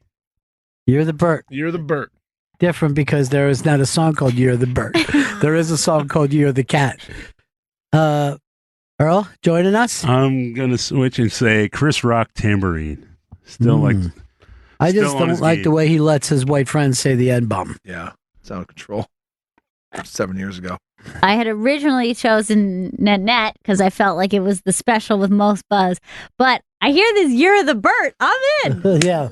Bert Give Kreischer. Bert Kreischer the vote. I don't know who's leading or winning or whatever, but I do know some foreign countries have taken big interest in that race in particular. Right, showing... some local pride. But I don't know. All right, best comedy album. Well, that Dan St. Germain is funny as shit. DC Benny is funny. DeRosa won last year. Ferrara is so great, and if you look this over, he's the only kind of TV star in the crew. I picked Big J Okerson in Crowdworks. So I guess I'm going to stay with that. What do you got, Gail? I'm going Big J Okerson. Welcome aboard. Chris? I'm going Mike Vecchione. Woo-hoo! Shocker. Big J Okerson. Are you with us or are you another wild one? I'm going to go another wild card. I'm going out Ferrara. Smart. Good Smart vote. move. Oh, that's because he recognized you, too. Oh, yeah, that's right. And he's like, Earl! Go back a couple of years. We'll go back, 20 years. But how many times do you think you knew him? We always talk, I think we used to talk baseball a lot at AEW. How many times? Twice. Twice? Maybe once or twice. I mean, first of all, I talk baseball with people, too. But if I talk to somebody twice 18 fucking years ago, I ain't remember them. And you're certainly not giving him a vote for it. No, that's true. But I met Adam. I was very fucking surprised. And I mean, there's fucking girls I've taken on Space Mountain. I wouldn't know them if they walked in here today. And then when Adam looks at Earl, like, Earl, oh my God, you were right. He turned out to be a great captain. You see my Adam Ferrara? I'm trying to do a little bit of just leaving it here. All right, what's this? That's comedy TV series. Oh boy. Let's let Vito, because he's Mr. TV. I'm not even gonna fucking kid you. This kid has a TV in his room. That's how much he loves it. I do. With a cable box.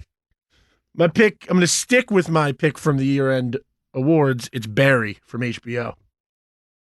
Oh, Barry, I love. This is all up on the iBang, by the way, the year in comedy, which looks absolutely fantastic.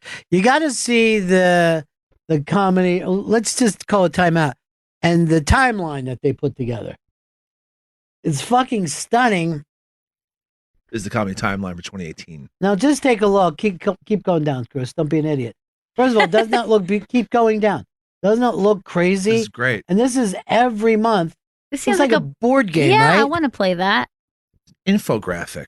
But you don't even remember how much shit. If someone said, what happened in comedy last year? I'd say nothing. Nothing good. So much happens. Nothing good. Nothing good. Nothing good. We had pancreas. All right. Well, you picked Barry, right? Earl, what do you pick? I'm going to change my pick and go with Atlanta. I saw the Teddy Perkins episode again. Atlanta was such a fucking great show. Atlanta was just far and away. You know, Atlanta is such a great show, but it gets so much it gets so much praise that I want to go, oh, I don't give a shit about Atlanta. But then I agree with how I watch it. Yeah. I also don't know how you can do that little and have the show come off that good. You know what I mean? Like, it doesn't seem like he's doing anything. I'm talking about Childish Gambino now. Right. It's like he just sits there, says a couple things. And I'm like, that was a great episode. All right, so Atlanta and Barry. Gail? I'm sticking with my original gangsta, and that's Atlanta. 2 for Atlanta. Chris? I don't remember what I picked initially. Pick whatever you want. I will go Misfits and Monsters. Love an anthology series. All right, so we got 2, which means if I pick a 1, it doesn't matter. And if I pick with them, it doesn't matter. So Chris has gone out of his way and made my fucking vote useless. Atlanta is the winner. Congratulations, everybody. We vote as a team or not at all? What do we got here, Chris? Best late night host of 2018. Not even close for me. I'm going to let go first. I think this guy puts on an amazing show every week. And also jumped into the fray last night with the iBang by retweeting the iBang's, I guess, defense of not attacking Louis C.K. and not playing his stuff.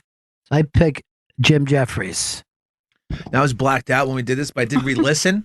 I initially picked Jimmy Fallon, but I'm going to switch to Mr. Jeffries. Now, why did you pick Jimmy Fallon at first? I think because I loved games is what I'm like. Games and celebrities. That is what you screamed. He said games and celebrities. That's what I He said, I love games and celebrities. You know what? Let's remember to do this sometime in the future. Let's just grab some of that last break and play because you were so crazy. It was the whiskey talking. Were you surprised how aggressive you were with me? I was not nice. No. I apologize. No, you don't have Aggressive to everyone. I fucking enjoyed it. I loved it. I'm sorry. Finally, the truth. You know, I came very close to thinking, should I start drinking again? I don't know why. I was like, haven't I done this long enough? Haven't I proven? But, you know, your aunt is back to drinking and smoking weed and is loving it. Is she? Yeah. She drinks wine only, Yeah. you know. But, you know what I'm saying? That's a thing. Loving the vape. Loving it. And she was she does that, does she? Yeah, she does. She was actually saying to me, you got to get on this. I think that's true. Yeah, it is true. Really? Yeah. She probably doesn't want to tell you because you know, yeah. Talk to Rob. I'm going to give you the what? But she loves getting fucked up, man. I'm like, I would love it too. She goes, you would. What? So much fun. No. If it's not that, I was going to jump in a river and drown. Irene. Who are you picking here? I'm going to pick Stephen Colbert. Late show. I used to Turn the love corner. Colbert. Turn the corner. That he went to CBS. Colbert or cold beer? Cold beer every time for me. Me too. Vito, you staying with the Kenan? No, I look back on this year in Conan in disgust. I'm with you guys, Team Jim Jeffries. Wow, you turned on Conan. Yeah. Doesn't really matter what I say. It doesn't matter now. You're a waste of vote. Yeah. But I would have voted for the year of the feckless cunt, Samantha B. Full Yeah, frontal. I mean, she did have the big story of the year. Yeah. I think she'll show up in Scandals later. And we didn't vote that. No, we just, I think. Oh, well, you know what? We didn't even vote big best album. Yeah, we didn't. I was just. That's why you were so confused about. You said I forgot who I voted for. I don't know why we didn't do that. That's one of the big ones. We didn't have time, so we just we hit some of the other main ones. And Okay. then we pushed. Next year, let's make time though. Okay. All right. Because people work hard on their albums. Okay. More harder than they do on any fucking TV show. Best comedy movie of 2018. Boy, it's a weak year. Yeah. I forgot what I voted for. Earl, I'm gonna let you go first. You're my fucking movie guy. You know what I mean? You're my Rex Reed. I went with Sorry to Bother You. I thought it was one of the crazier movies to come out this year. Yeah. Last year. And I was either that or Klansman, and I didn't think Black Klansman is much of a comedy. I would Somewhere agree with that. I wasn't laughing. I literally cried at the end of it. But that's because I couldn't find my wallet. Hey, I forgot to tell you guys this. So, Jim, I'm doing New Year's Eve with Jim Norton. He's running around doing a couple different places. And then I get a text from him, and he says, and he had a younger comic hanging out with him, and who I'd like to get on. She was really fun in the green room. And she had lost her purse. And he says, Ron, is her purse there? And I looked around the green room, and I found her purse. Wow. And I write back to him, black with 2 handles. And he's like, yes, could you save that? And I'll go like this. I will definitely save that. So on the last day of the new year, I was everything she owned was in that purse. Yeah, a hero. Great New Year's Eve. Great New Year's I'd like to change my vote. What's I that? did vote for Black Klansman, and while that is my favorite movie of the year, I feel like the comedy was not at the forefront, That's and true. therefore I'm going to change my vote to Ballad of Buster Scruggs. I think the only thing, like, the Year of Spectacular Men was fun, but not like a hilarious, let's go for the joke.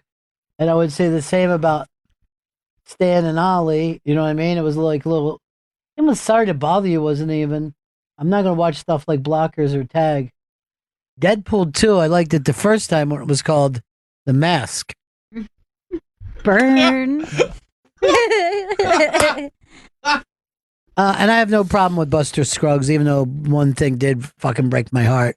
Yeah. There was plenty of comedy in it. Did you notice not that they went out of their way to say how much bigger Bird Box was than Buster Scruggs?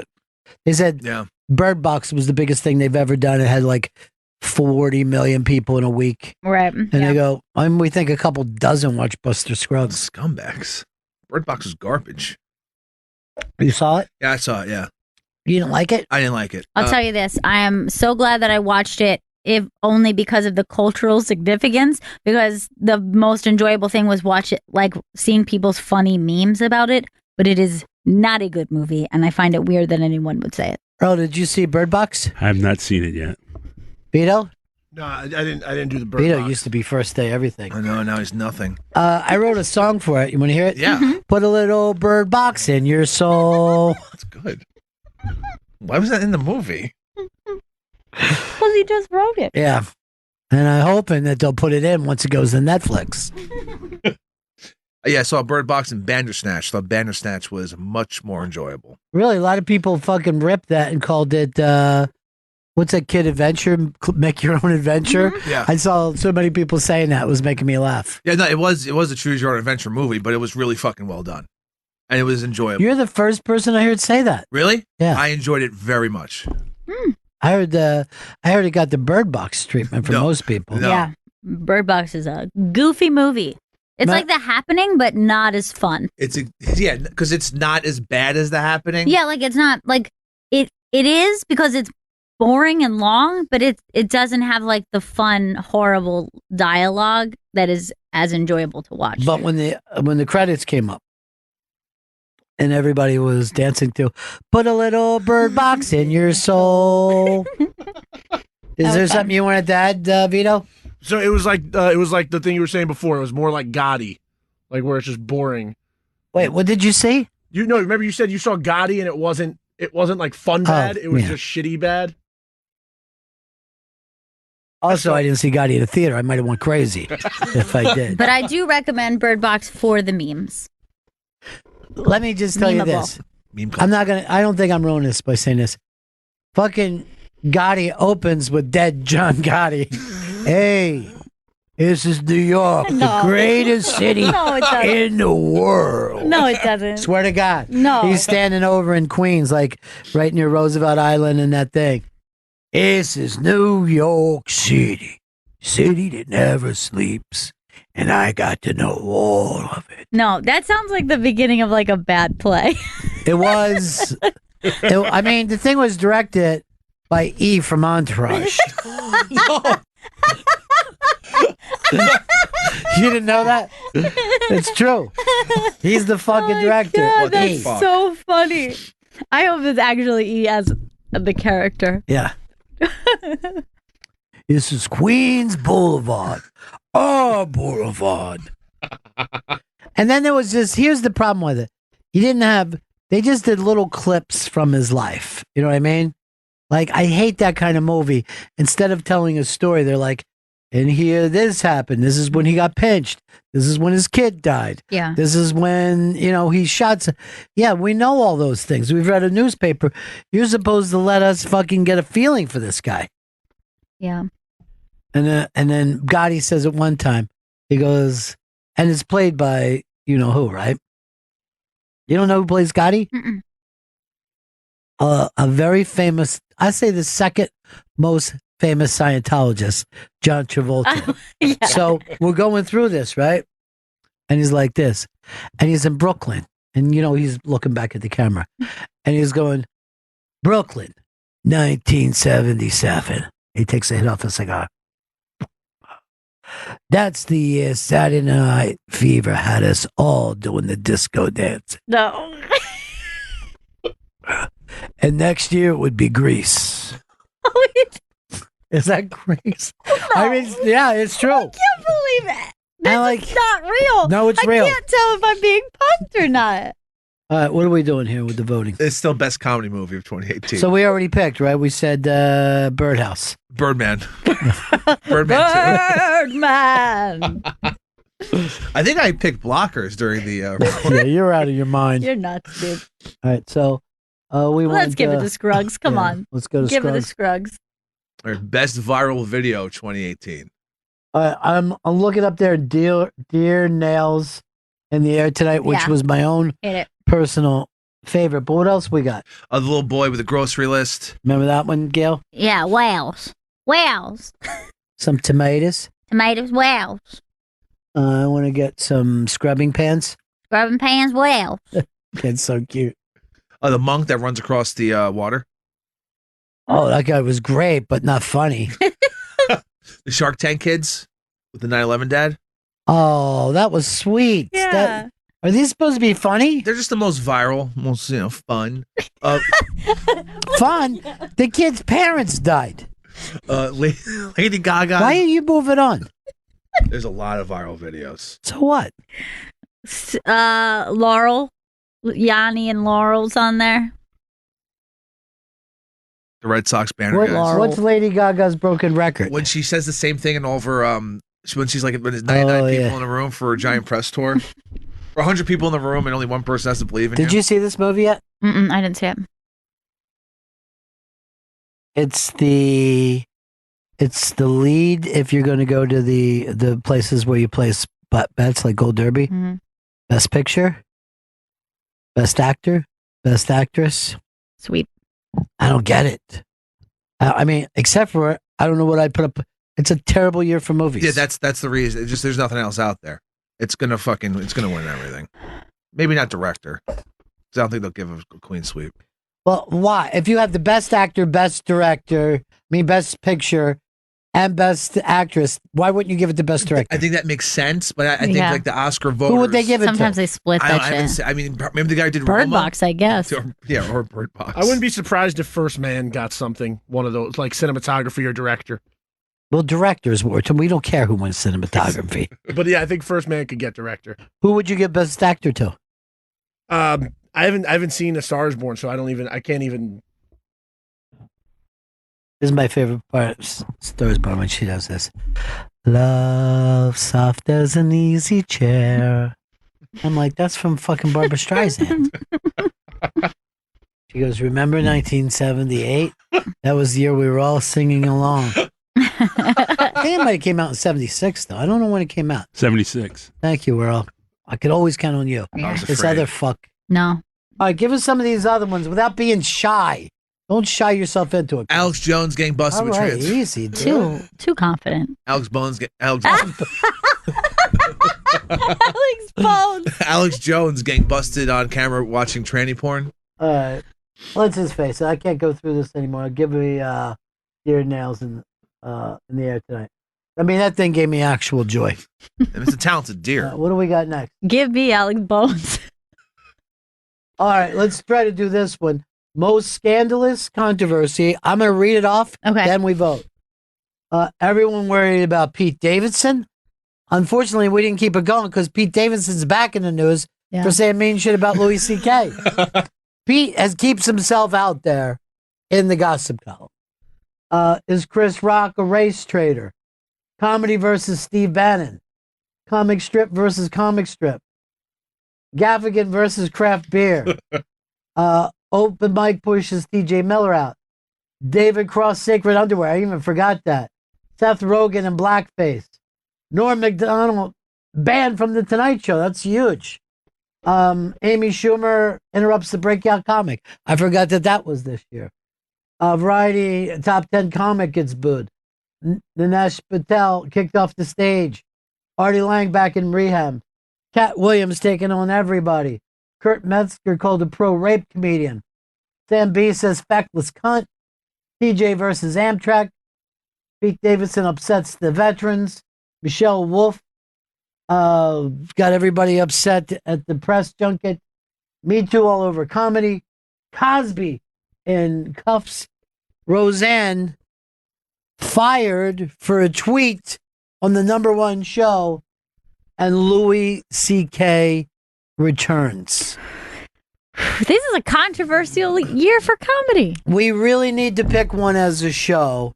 Everybody write down. I know we don't have much time left. How much time we got, Garrett? 3 minutes. All right, 3 minutes. Write it down quickly. And then I'm going to ask everybody. I've written. And then hopefully this can be your scandalous story of the year. Gail, you first. I'm going, Roseanne. I thought the bitch was white. Earl. Cosby in cuffs. Vito. I also went Cosby. Cosby in cuffs. Oh, I went Cosby in cuffs. And I've got, of course, Louis C.K. returns because that's the story that doesn't stop ticking. But we got 3 Cosby in cuffs. Go ahead and put in our vote. That votes us as a team. You fuckers better be right. This is the one I want us to win as a team. All that voting is up on the iBank. They did an unbelievable job with it. And go and vote. And then also at the top, please vote on this thing on USA Today. It's the vote for the National Comedy Center for Best New Attraction. You go to the entire banner right at the top of the page. Click on it. Brings you to a page. You click vote. That's your vote for the National Comedy Center for Best New Attraction. These are the only people that support comedy. Please put your vote in for them. All right. Great to see you guys. Yes, happy 2019 to everyone. It was, and I hope it's a great year for everybody. I really, and you know, I want this to be Earl's year. He's back now. Yeah. And I'm dying for him to make his mark on radio. Vito has come into his own. Chris Stanley is already entering legendary status. And here we are, the Bennington Show. I don't know how much time I have left. Let's be honest.